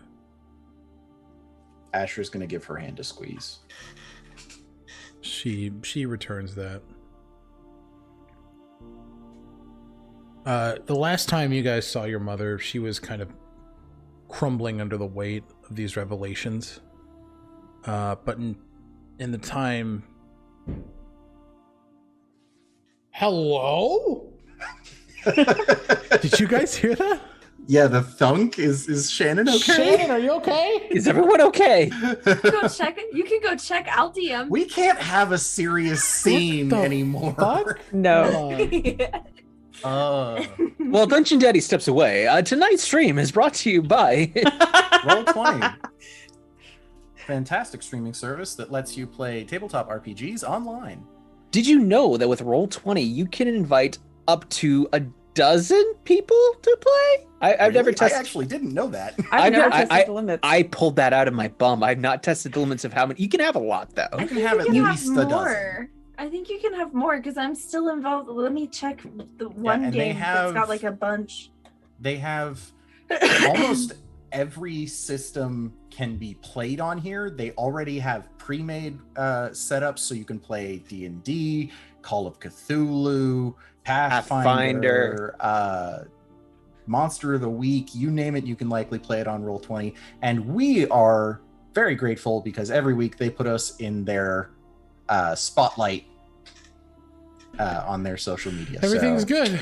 She dropped her There's computer. There's one game that that's I'm not in good. on That's not Roll20 good. that has 97 players in it. Holy fuck. So, Yeah, so check out Roll20, guys, and thank It's you to really them delightful. for partnering Also- with us, kind of. Yeah, thanks. Also, we've been trying to reach you regarding your car's extended warranty. Anyway, back to Did that last week. back to the drama. I'm sorry. Okay. I just had to. Our mother has recovered her regality. Is that an adjective? Yeah, so that's she is. There's a lot more strength when she's having this conversation with you guys. She is not kind of faltering under the weight of all of these revelations. Whew. My heart was pumping. Sorry. But as you look over to your father, he has taken the position she did all those months ago. He is crumbling. He's clutching, his hands are balled into these two fists, and he's staring at the floor. His leg Addison is... reaches over and grabs his hands. They tense up the second that your hands touch him. And they loosen up. And he grabs your hands and looks to you. And he's crying. I have failed all of my children. All of you. Are you dead? No. Then you haven't failed us. You're just still working on it.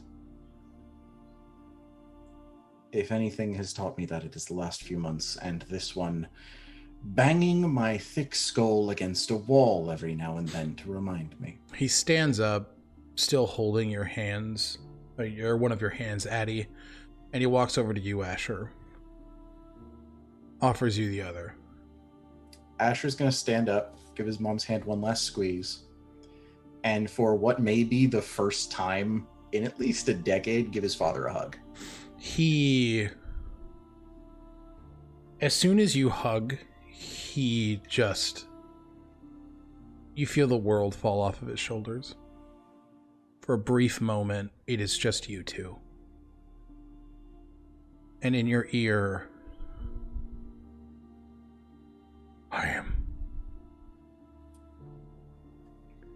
you two have always been my pride. Always. Because I knew that you were going to be better than me. And he squeezes tighter, and then when he pulls back, both of his hands, and for a noble, your father has very calloused, very rough hands. He has never shied from doing the work. His hands are just clasped on the side of your face. And we are going to save your sister. And we are going to be a family.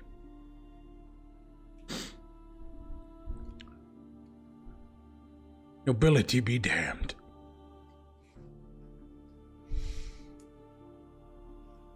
Asher is visibly crying at that point, just kind of not sad tears, but just Relief. Emotion, Yeah. Overwhelming, just at that point, just not ugly crying, just quiet tears. He pulls your head onto his shoulder.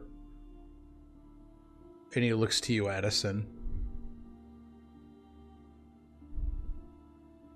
For the first time since you two walked into the room, a smile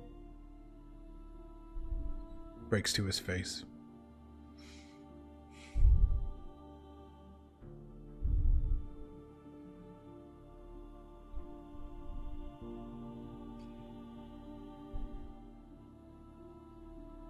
I love you.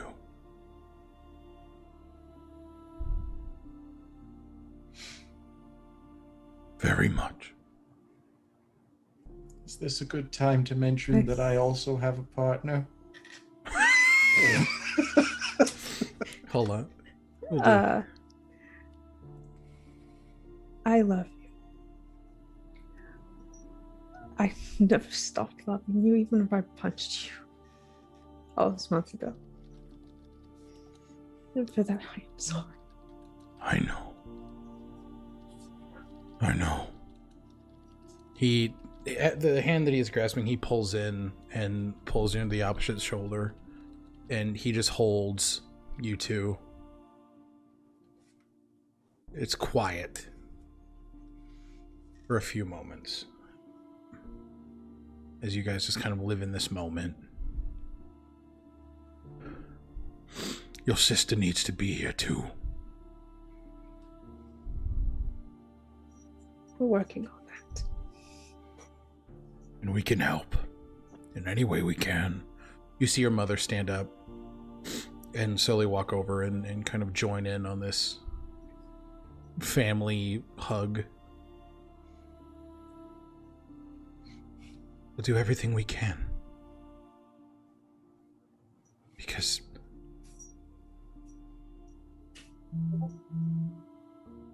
she was just angry. And who could blame her?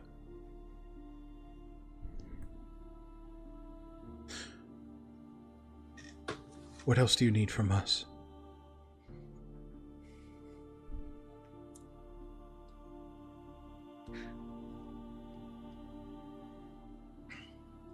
I don't know, really. We've been working with the Eisenlied for everything here. The dolls helping us anywhere we can, but anything you know about Donnie, where she might have gone, and just information at this point, I think.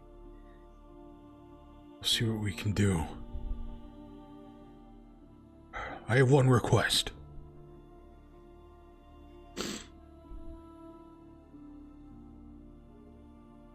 May we spend the day with you?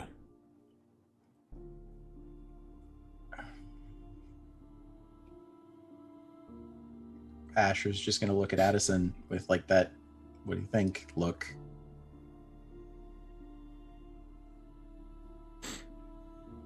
I would very much like that. Good. Good.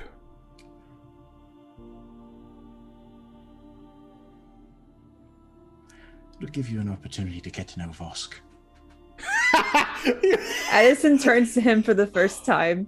Vosk is just really awkward, standing like, yeah, I'm not he's watching this. He's staring at the floor.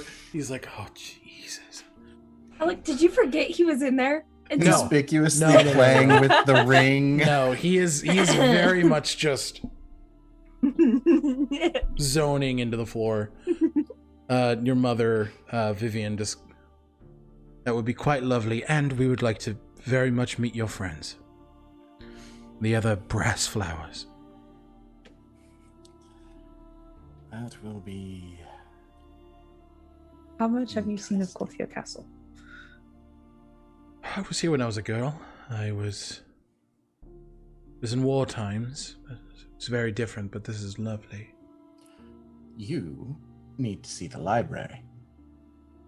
That I do. She kind of quickly scoops her arm into yours. Would you We'll take me, catch up darling? with the two of you later. And he's gonna Okay. take his mom to the library. All right. So it is. The nerds are going off together. It is Addi, Vosk, and Samson in the room now. Have fun with Dad! Well, how about a drink? The three of us. God, yes. Good. Good. And Addison?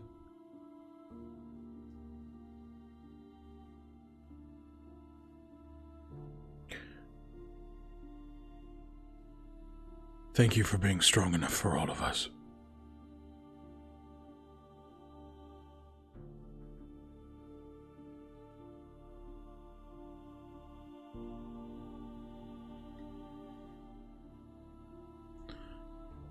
I hold nothing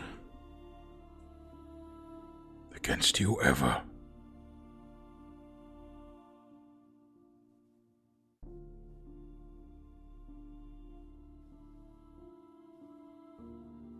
Let's get that drink.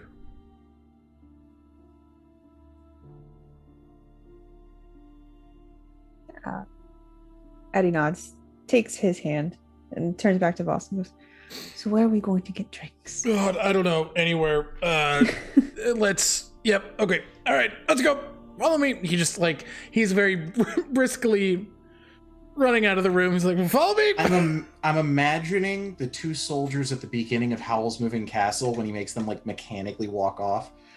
That's Vosk right now. Oh, yeah. Oh, yeah. Oh, yeah. He's... Addi leans over to their dad and goes, surprisingly, he actually does keep me centered pretty well. He seems like a good lad. Bit of a fuck up, but it's in line with what's happening here, I think. Yeah. Yep. All right. Let's get a drink. Yeah, he just kind of quickly... You guys step off, and we will close that scene. How was your day, sport? Let's get a drink. You want some juice boxes? By juice boxes, we mean entire bottles of whiskey. I need some fucking... No, by juice box, I mean the grown-up kind, where it's boxed wine, and you just chug the whole thing. Honestly, I already got wine drunk last night. I don't need to do that again. Of course I want peanut butter Clint. And a little peanut butter to go with it, too. Fucking of course I want peanut butter Clint. All right. So with Okay. that, we'll stop to Barry. Over the course of your time in the lab, you've done a bit of research. Give me a perception check. Yay! I am so good at perceiving things when I have my character sheet pulled up. Excuse me. That's a 19. 19. So, you and Runehard are doing your respective work as you begin to hear this vibration on one of the tables. Rooney. The crown. What's that noise? You see the crown on its pedestal is vibrating. No. And shaking. The different stones on it lit in this purple... I want to die.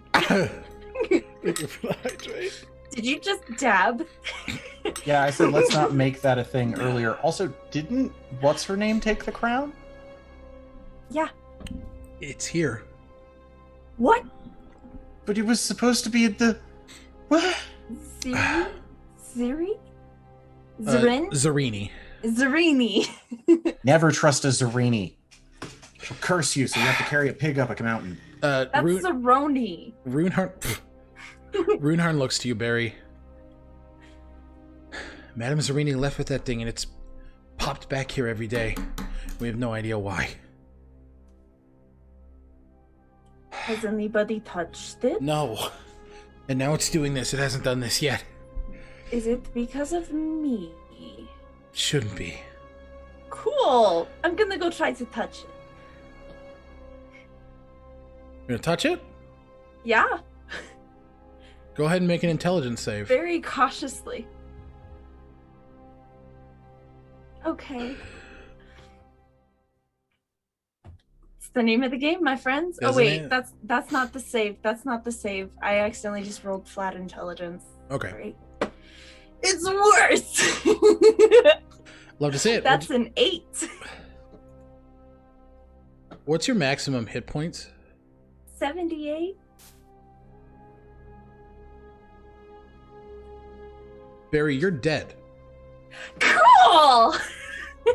You said 70 hit points? 78. Yeah. Let me just double check. I stepped away for a minute. What happened? You take Made up with her parents, and Barry touched the crown. You take 160 points of damage, which is over half. Yeah. You are dead. Cool. This wave of spectral purple necrotic energy bursts forth from the crown And as it hits you, Barry, within seconds, you hit the ground. A saw, dude. I don't know how to cope with this. What the fuck? Do I sense a disturbance in the force? Wait. Did we legitimately just have a player death? Yeah. Torch! Runeharn. Okay, this is... I need Torch, Asher, and Addison to make initiative. Oh my god! I don't like it here. I hate it. This is why we can't have nice episodes with no I got combat. a 6! Oh, fuck you, 6? D&D Beyond! 14. Okay, 14. Asher? Rolled him. Come on, fucking settle on his side. God damn. 22? All right, Asher. After a few minutes of going through the library, you've probably been in there for about a half an hour. You hear this alarm system. All Eisenlied members to the laboratory now. All Eisenlied members to the lab. Asher is going to look at his mom, look at a guard who would be nearby, say, keep an eye on her, and start running. And this is why he's always armed. Okay. And Addison, you hear the same thing. Addison looks to the dad. And, go to your room. Oh, Voss looks. I'll watch him. Actually, as they walk away, Addison's go ahead and starts their blade song. Okay. Fuck. To move, and moves 80 feet. 80 feet. Okay, so you are running Torch. I assume you're in your room still? Yeah, how far away am I from the thing? Fairly far.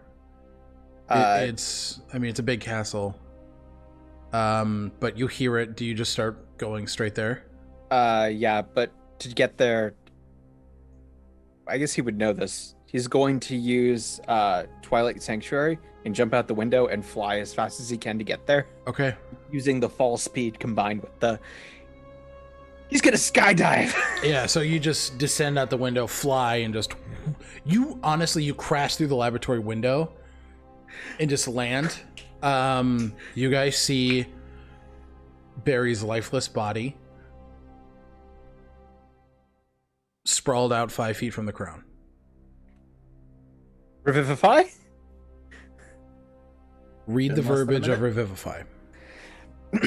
You touch a creature that has died within the last minute. The creature returns to life with 1 hit point, and the spell can't return to life a creature that has died of old age, nor can it restore any missing body parts. How long? 1 minute. It has been over a minute. And that is where we're going to take our second break. Oh, son of a bitch! We will be back for this very soon. Oh boy. Happy Mother's Day, everybody. Hey, I got to spend some time with my mom. All right, we will be back in about 10-15 minutes. Everybody get some water, eat if you have not done that already. We will be back. Bye. Oh.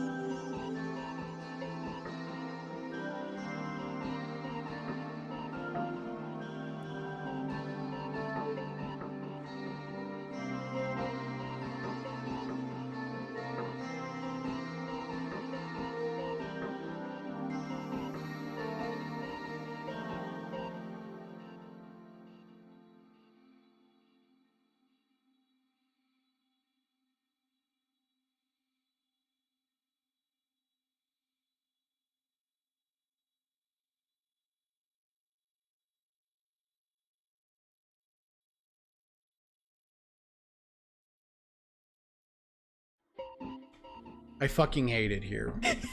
It's your own fault. Can't see shit through this thing. I mean, you don't need to. You're dead. You don't need to see anything. So, Lacey did a whole fucking This is when costume we find change. out that our dad is actually like a level 20 cleric this whole fucking time. That's a fucking lie. That would be a surprise. So, Asher, Torch, and Addi, you walk into the room to see Barry's corpse sprawled out on the floor. I'm not laughing at that. It's just laces in a fucking veil, dude. Take it off. It's as if she's peering through the veil at us. Pierce the veil. Oh. What do you guys want to do? Torch, you attempt to cast Revivify. It does not take hold. The diamond you take out of your bag and push to his chest doesn't formulate the ritual as you're used to seeing it. Addison Fuck, turns fuck. to Rooney. Slam! Live, damn it! Fuck. Live! You are... yeah. Addison turns to Rooney. What happened? Rooney is just staring. Just... the crown. We... I was telling Barry, it... Addison kneels in front of Runehorn, takes their hands and put it on his face to focus. Breathe, Rooney. Is he dead? Is he dead? Runehorn, I need you to tell me exactly what happened. I was telling him that the crown... After Madame Zarini took it, it teleported back here every day. And then it started vibrating. It started... Barry went to go touch it. And as soon as he did...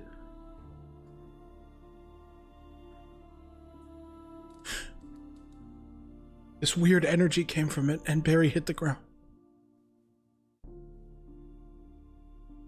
I don't...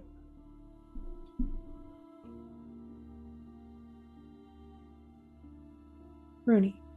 No, he's fine, right? He's fine. Runehorn. Come on, Barry! Runehorn, look at me. I need you to breathe. Now. Can we put the crown on something? For now.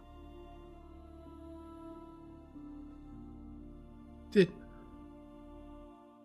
I kill him? No. No. You can see Lacey now. Oh God.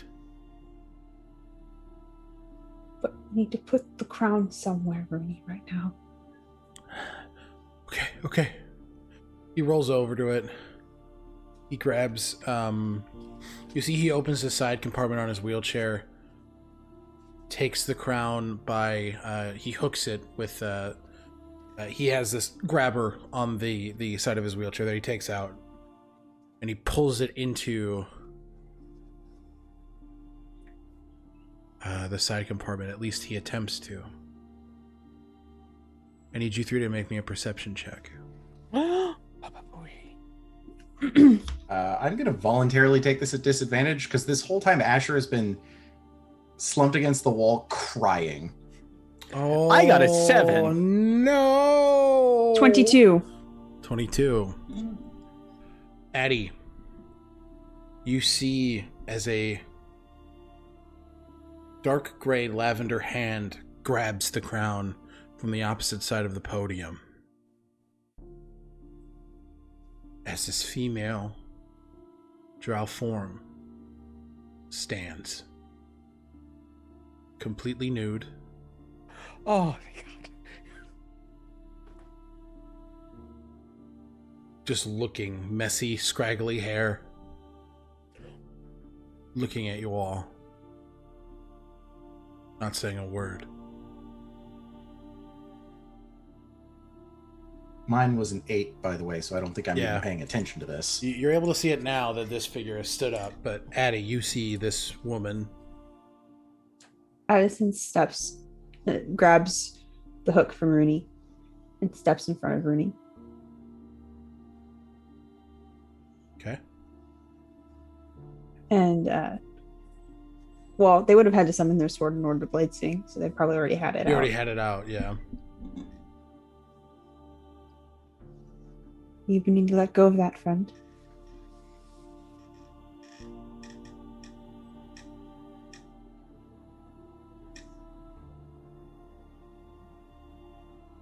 There's no response. They're looking at you as if they don't understand what you're saying. Addison tries Undercommon. What do you say? It would be best if you let go of that now. It already hurt one of my friends. In Undercommon back. Where am I? Who are you?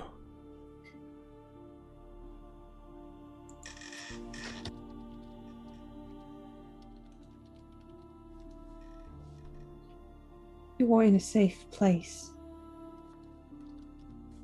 Who is that? Points towards Barry's body. My friend who just died from touching that. You need to let go. You can make a persuasion or an intimidation check, your choice. Persuasion. Okay. Can I help them in any way? You can offer an advantage if you want to say anything, sure. Do you know Undercommon? I do. Okay, so yeah. Hashtag Cleric of Illustrate. What? Sure. In Undercommon, I say, they mean the truth. You are safe here. You don't need to hold that, but it could be fatal if you continue to do so. So 13. you can roll that with advantage. Come on, Addison.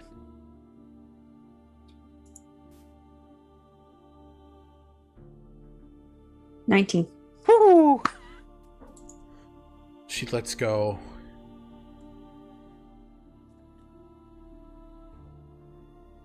Okay. Addi, blindly with the hook behind them. Rooney, go lock that up.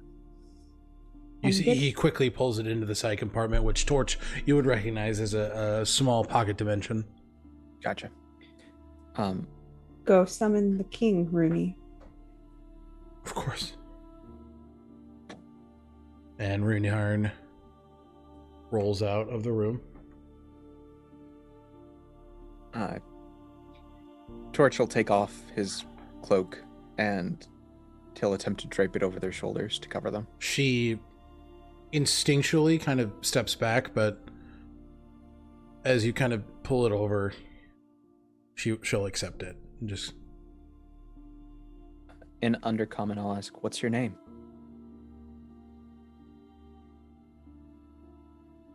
Addison stays close, by the way, but keeping themselves in between this person and everybody else. okay. So just kind of taking a protective position. Yeah. My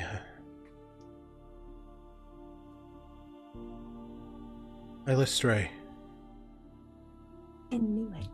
Oh, I'm not muted. I was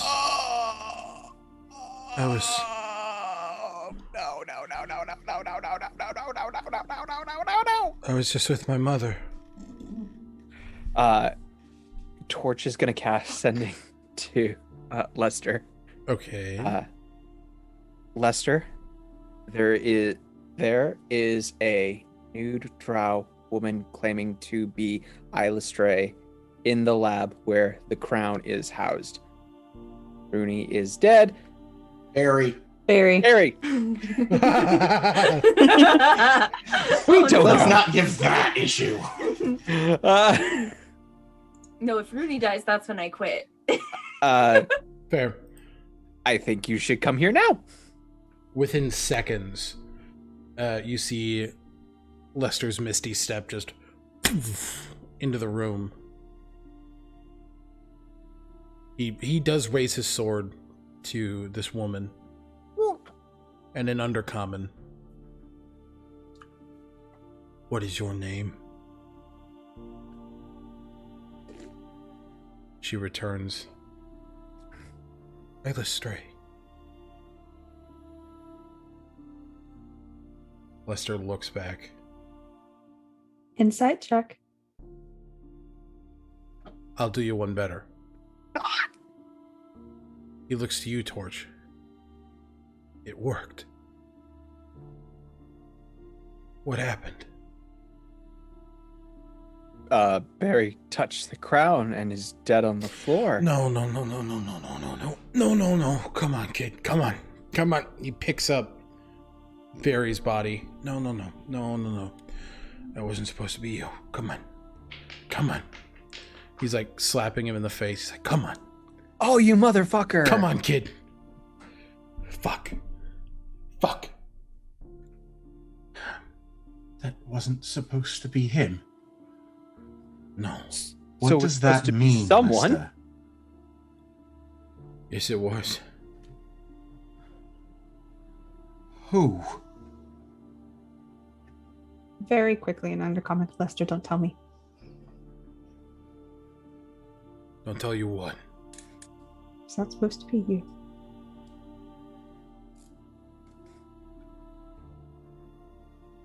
It's a temple to the Raven Queen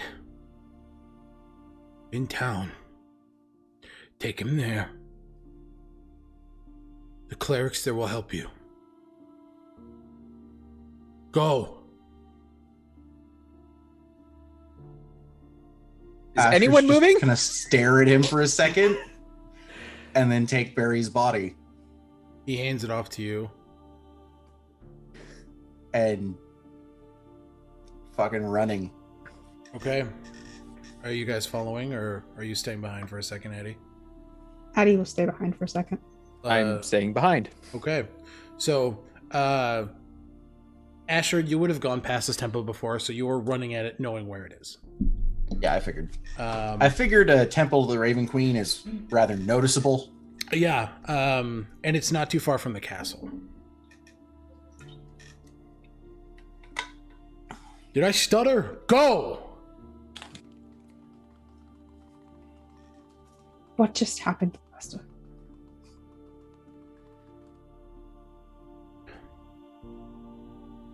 For the last 2 months, that crown, it's been coming back here and doing that.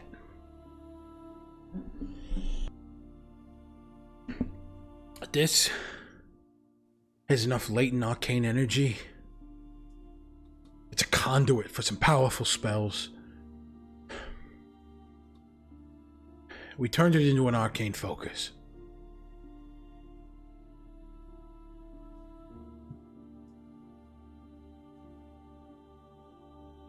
It needed a soul for the clone spell to work. I'm sorry, the what spell? Clone. Clone.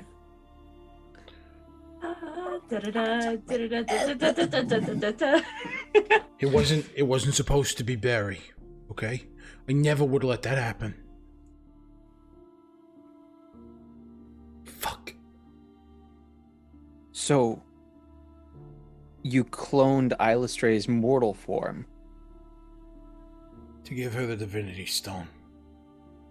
Yeah. I don't suppose you ran this by Ilistray. That's gonna get really confusing. Give me a perception check. Torch. God damn it! D&D Beyond, I hate you so much. Would Addi pick this up as well? Or no? Yeah. Addison, Like- give me a perception check as well. 22. What the? Okay, I love you. I'm sorry. The sword that you are used to seeing, with this vibrant blade that looks almost like a collection of stars. is just a regular longsword.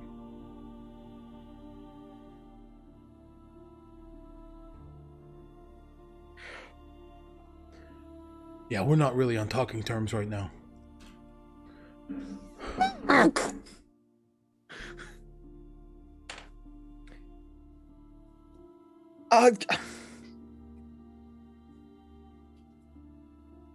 Well, this sucks.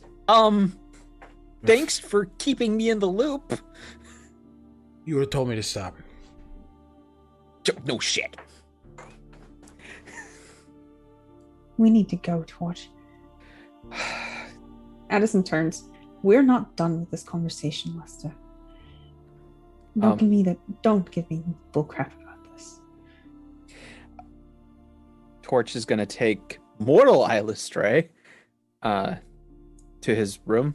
Lester is gonna stop you. No.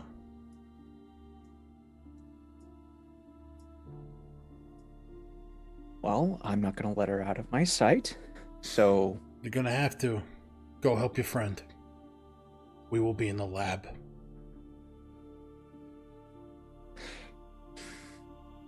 Torch didn't notice the sword, right? No. Let's go now, Torch.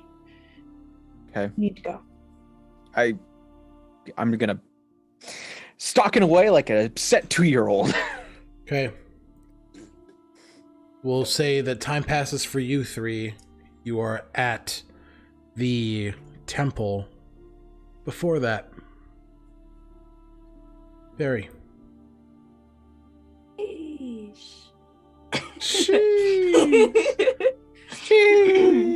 You open your eyes.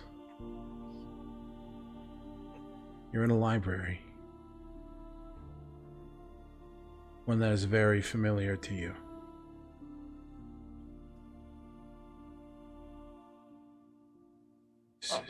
This is trying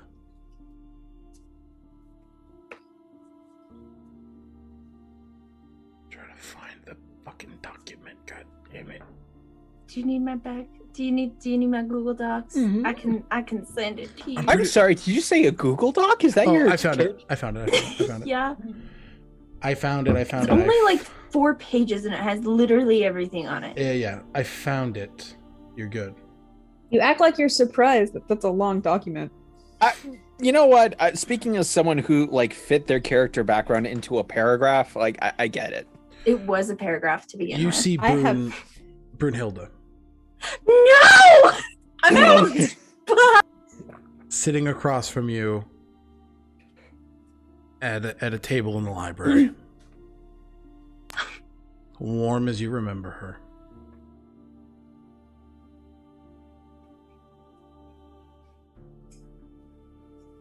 You're not supposed to be here yet.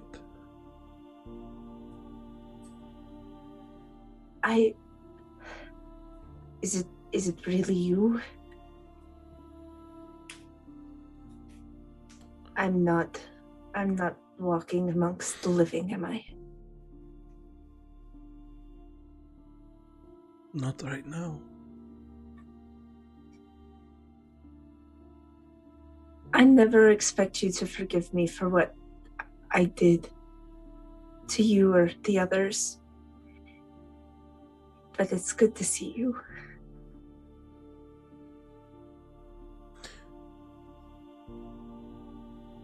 I've missed you very much.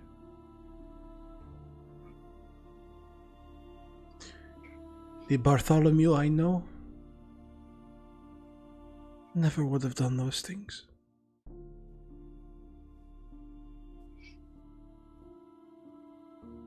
Not a day goes by that I didn't think of you. I know. I found out what it was. It was a curse, obviously, but it turned me into an aberration brood. It's been 20 years, and I just last week got control over it.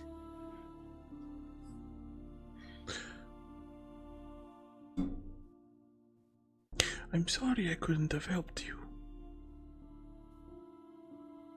You did more for me than you ever had the right to. But you were my boy. That's my boy!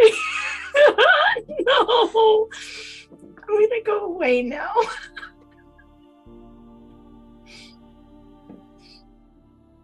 Do you mind if we sit here for a bit? And catch up? Would love that. You see she pulls a kettle of tea. Begins to pour. And we are going to go back to the world of the living. Asher, you hear Addison and Torch behind you as you breach the precipice of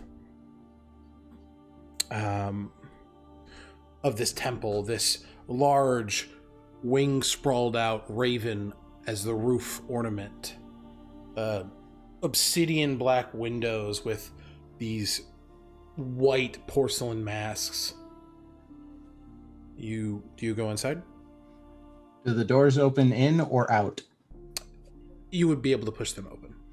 He's kicking one open. Okay. He's like hardly pausing and run, putting his foot forward, pushing the door open with his foot as he's continuing to run inside and screaming for a cleric. What are you saying? Help! Help! You guys... screaming help. Okay. You... Torch and Addison, you hear that as an older human woman rushes down the stairs. She's wearing this beautiful black gown with this shawl of raven feathers. It has this high collar, and she is wearing a masquerade mask. This very beautiful ivory with black laced detail. What's happened here? Laboratory accident at the castle. It was a very powerful artifact. This wasn't natural death. No. No.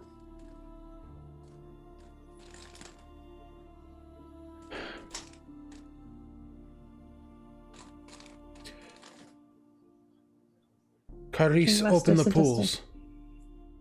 You see two clerics run downstairs, open doors. Of course, madam.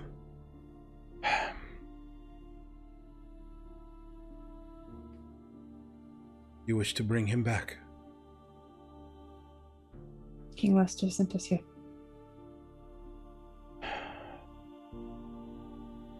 Okay. Tell no one you've done this here. Do you understand me? Absolutely. She begins to descend the steps. Do you follow? Yes. Yeah. Yes. Torch is going to hang back. Okay. Is there anything you want to do, Torch? Torch wants to try and find, like, if they've got reliquaries or confessional chambers or a quiet space. He wants to try and communicate with Eilistray. Okay. They do have confession booths. If you want to go in there. Yep. Okay, we'll stay with you for a bit then. Okay. You go in, and you hear on the opposite side. Do you wish to dance with a matron? This is gonna sound really insensitive. I just needed this space. Privacy is also good. I will give you your time. Thank you. You see as a form leaves the space. You are given your moments of quiet. He'll take out the deck of silver tarot cards that he's been carrying around since that fateful day. Okay. And he's going to focus on that. And he's going to try and remember the same feelings he felt when Eilistray brought him to her throne room. Okay. And just think on that as hard as he possibly can in an effort to go back, because he desperately wants answers to understand. I need you to give me a wisdom saving throw. Oh gosh, not that. I'm bad at those. Not really.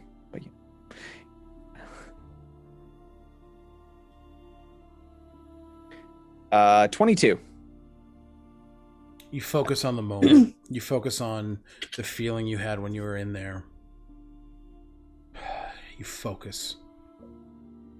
And as you look up from the cards, you are in there.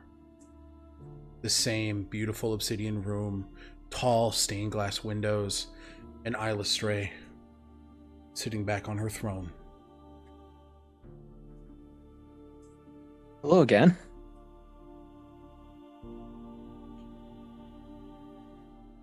What can I do for you? I'm not entirely sure, but my friend, Barry, they decided to take it upon themselves to investigate your mother's crown. And as a result, they died. Yes. And now there's a mortal incarnation of you in the castle.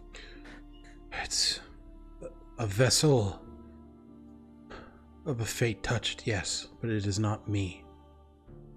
Not yet. Did you know that No. Lester was trying to do this? He hid himself from me. My gaze. He knew I would disapprove, and he did it anyway. Well, would it have worked? It obviously did. The other part, the part where it saves you. This, I would still die. You would just be giving that girl my place. But, with all intents and purposes, she is me. At least who I was thousands of years ago. So he prestiged you. Okay, I gotcha. Not really the prestige. The clone had all the memories of the one that died. God damn, shut the fuck up. It's the bingo card. Deep emotional trauma being masked by humor. Anyway. Yeah, this is true. So he just brought a soul into existence that was a copy of you from back then. Yes. What was the point? Are they going to take your place when you pass on? Is that his plan? Yes. It's very cut and dry. Son of a bitch! Bring this girl back. Or bring her into existence. Let her live a life until I die. And make her a god.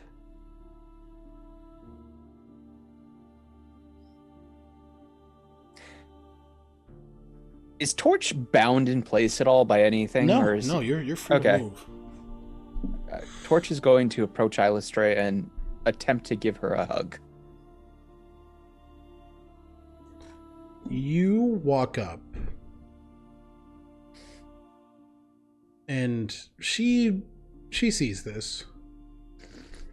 She'll stand up and, as she did before, will shrink down her avatar form to your size.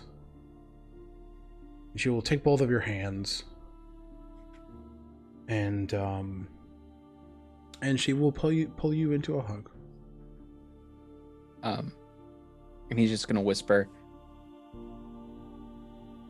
I know he means well, but I understand how this must feel. That you've been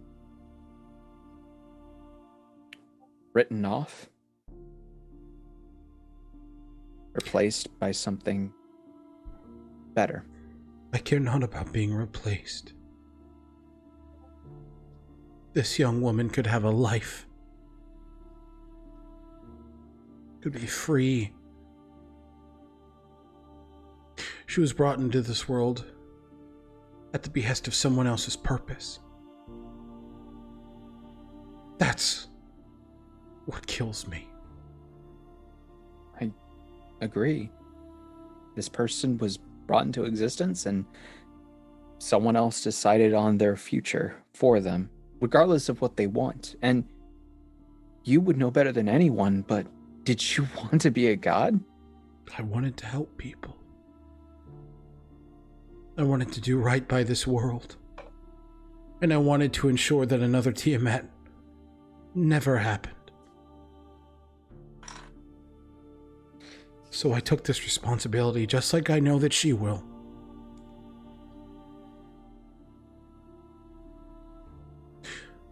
But I know what pain she's going to feel in thousands of years. The people that she used to love dying. The world changing and becoming this amorphous thing that you can't recognize. That is the price of divinity. Losing what made you human. Is there anything we can do to stop it? Just promise me this.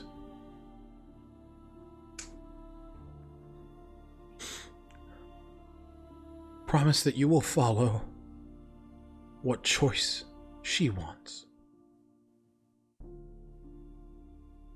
I promise. Good. You blink and you're back in the confessional. He's going to pocket the cards, and he's just gonna fold his arms and sit there for a second. Okay. Quiet contemplation. Okay. Do you eventually go back down to where everybody else is? Okay. So you have your moment, and you two come down to this ivory laid floor. Depictions of ravens and raven feathers lining the walls. You can tell this is underground. There are no windows. An altar at the back of the room, tall, with these different banners depicting a white mask, a porcelain feminine mask. Soft features with the plumage of feathers adorning the side of it. Put him in the pool. You wish to commune with him? Yes. Put him in the pool. Go to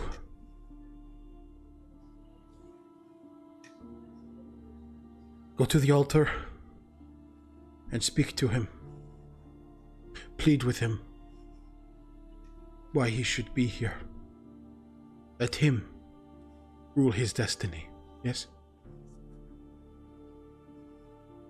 Asher's gonna almost reverently lay Barry into the pool. Okay. And then just turn to the other two.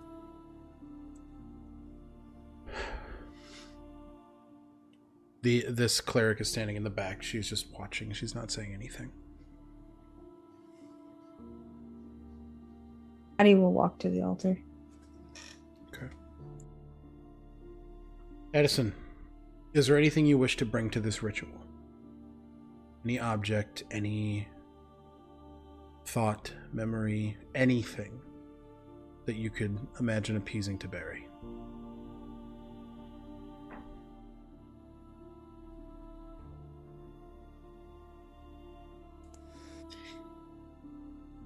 Addi thinks back to the moment when, right after Ophelio essentially outed Addi to everybody, and Barry came running up and told Addi that he didn't care. Okay. Do you wish to say anything?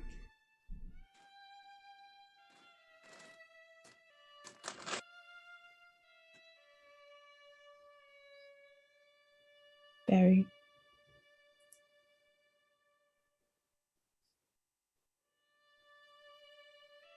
I don't trust and gain friends very easily.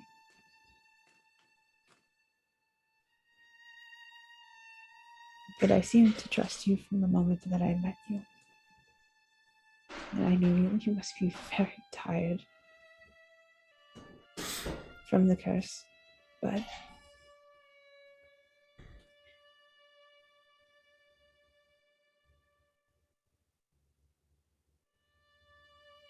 very selfishly, you don't care that I'm selfish, but I'm going to be very selfish in this moment and say that I would love you to come back. Because you don't care what I've done.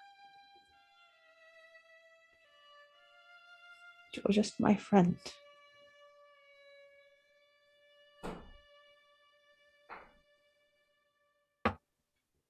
I can use that person by my side for the foreseeable future.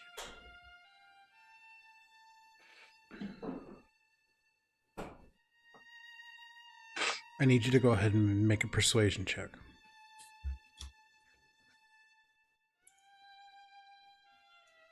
I'm going to use my inspiration on that. Okay.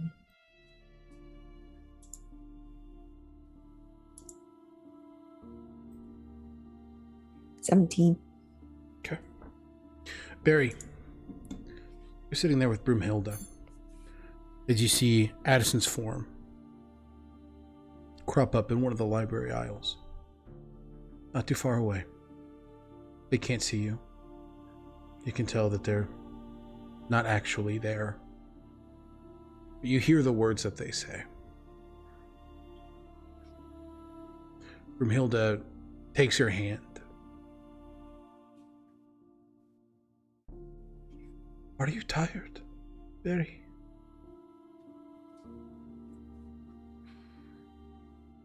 I was for a very long time, but these last few months I've made friends.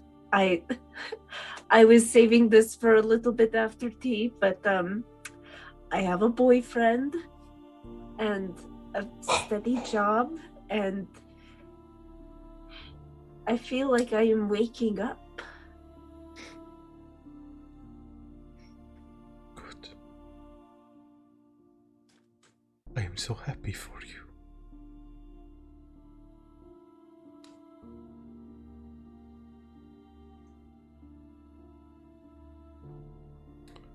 With that, who would like to go to the podium next? Torch will make his way up. All right. Is there anything you'd like to take, a memory, a thought, a physical item to this ritual? Torch is going to pull from his breast pocket a folded up paper bag that he's been keeping on him in case of emergencies. And he's going to lay it next to Barry. Okay. And he's going to say, I understand that this is incredibly selfish, but I've gotten really good at bringing people back from the dead. It would really suck if this is where I screwed up. And then he's going to step back down. Go ahead and roll me a persuasion check. All right. And 16. You see Torch and what he brings and what he said. Broomhilda, a little to the point. Not a lot of gumption in that, but, you know. He seems like a good man. Is it? Sometimes he's a little over with the words, but other times, you know, he says something when he means another thing. I think this was one of those times. He's a good man. Aren't you tired? Am I tired? I don't think so. I mean, you have lived a very long life. I'm 98. You were 317. And at that point, I had lived a very, very long life. You've lived a life filled with tragedy. I just want you to know that it is okay to rest. And as your friend so aptly put, to be selfish. It would be nice to have tea with you again.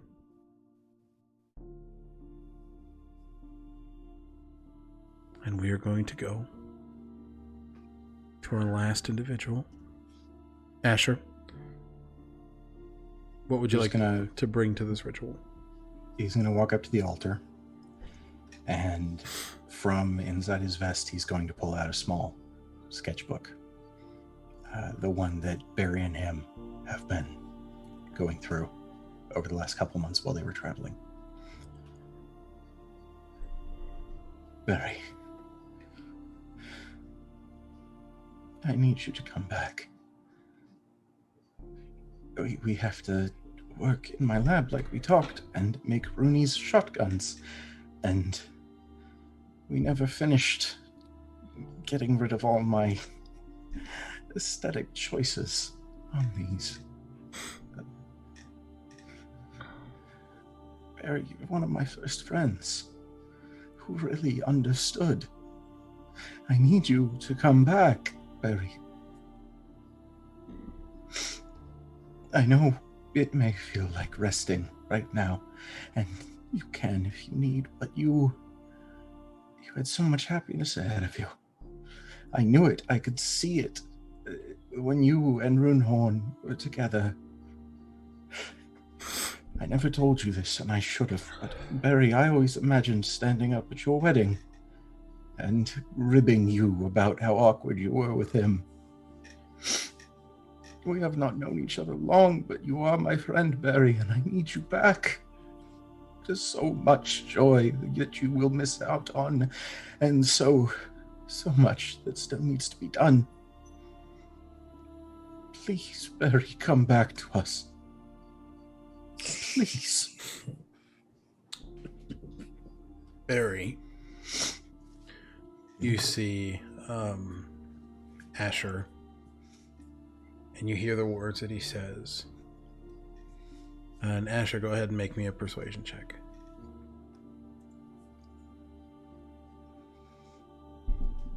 I'm going to use my inspiration. Go ahead.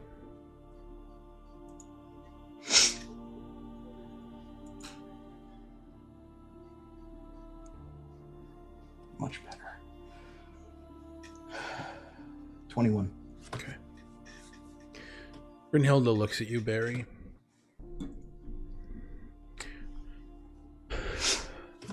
Well, my love, I think that the rest is up to you.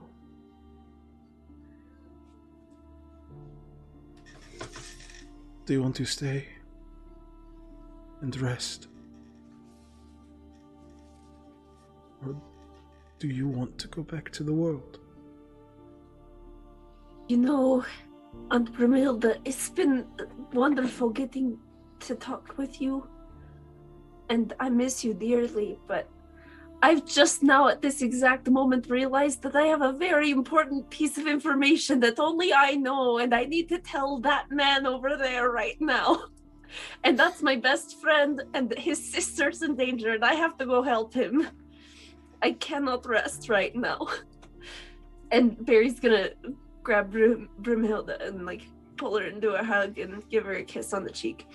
I love you much, but I do. If I have to go help him, I'm going to go. You hold Brumhilde and she holds you, and as you say that, she just kind of. But I love to see you with a purpose. Go. She will take you there.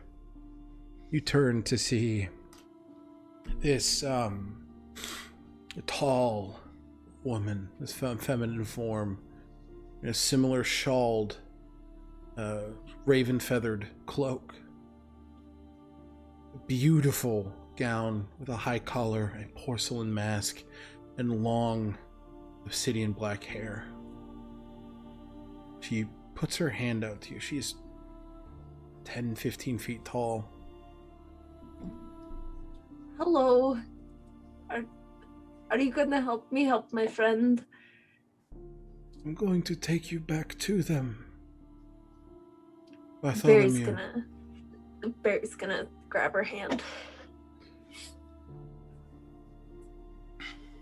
Begin to walk down a long and shadowed path.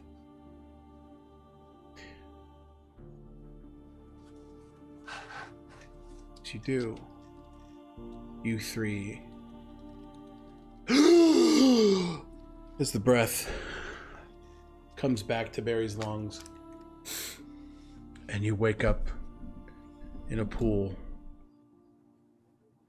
And that is where we're going to end tonight's session. Yes! Streak unbroken! I'm so glad that's what you're concerned about. Oh boy. Priorities. God. I was vibing. Like, I was cool with Barry dying, and I dressed up like this for shits and giggles. And then you fuckers. I mentioned I was an acting student, right? There's a reason I went last. I was spending that whole time focusing. I'm just gonna pout for a minute. Yeah, so that was tonight's session of Intelligence Save. We love you, Lacey. Wow, that was something. That was something. All right. So before we head out, we are going to do outros from our lovely players. Lacey, go ahead. I'm CertifiableNerd, and I have a booger in my nose.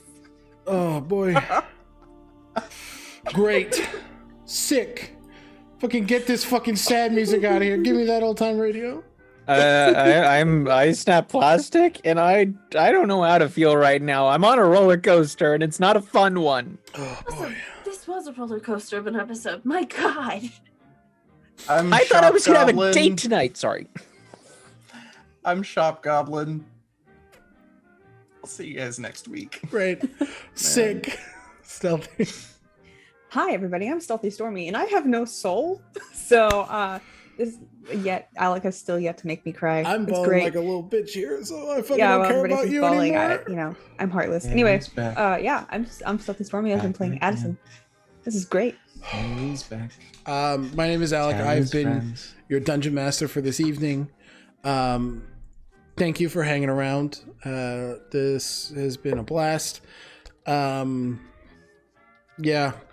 shops do the thing. Our socials is the best way to stay in contact with us. We have a YouTube where you can catch up on all things Intelligence Save, and we have a shop where you can buy mugs. Everything plugging in this moment feels wrong.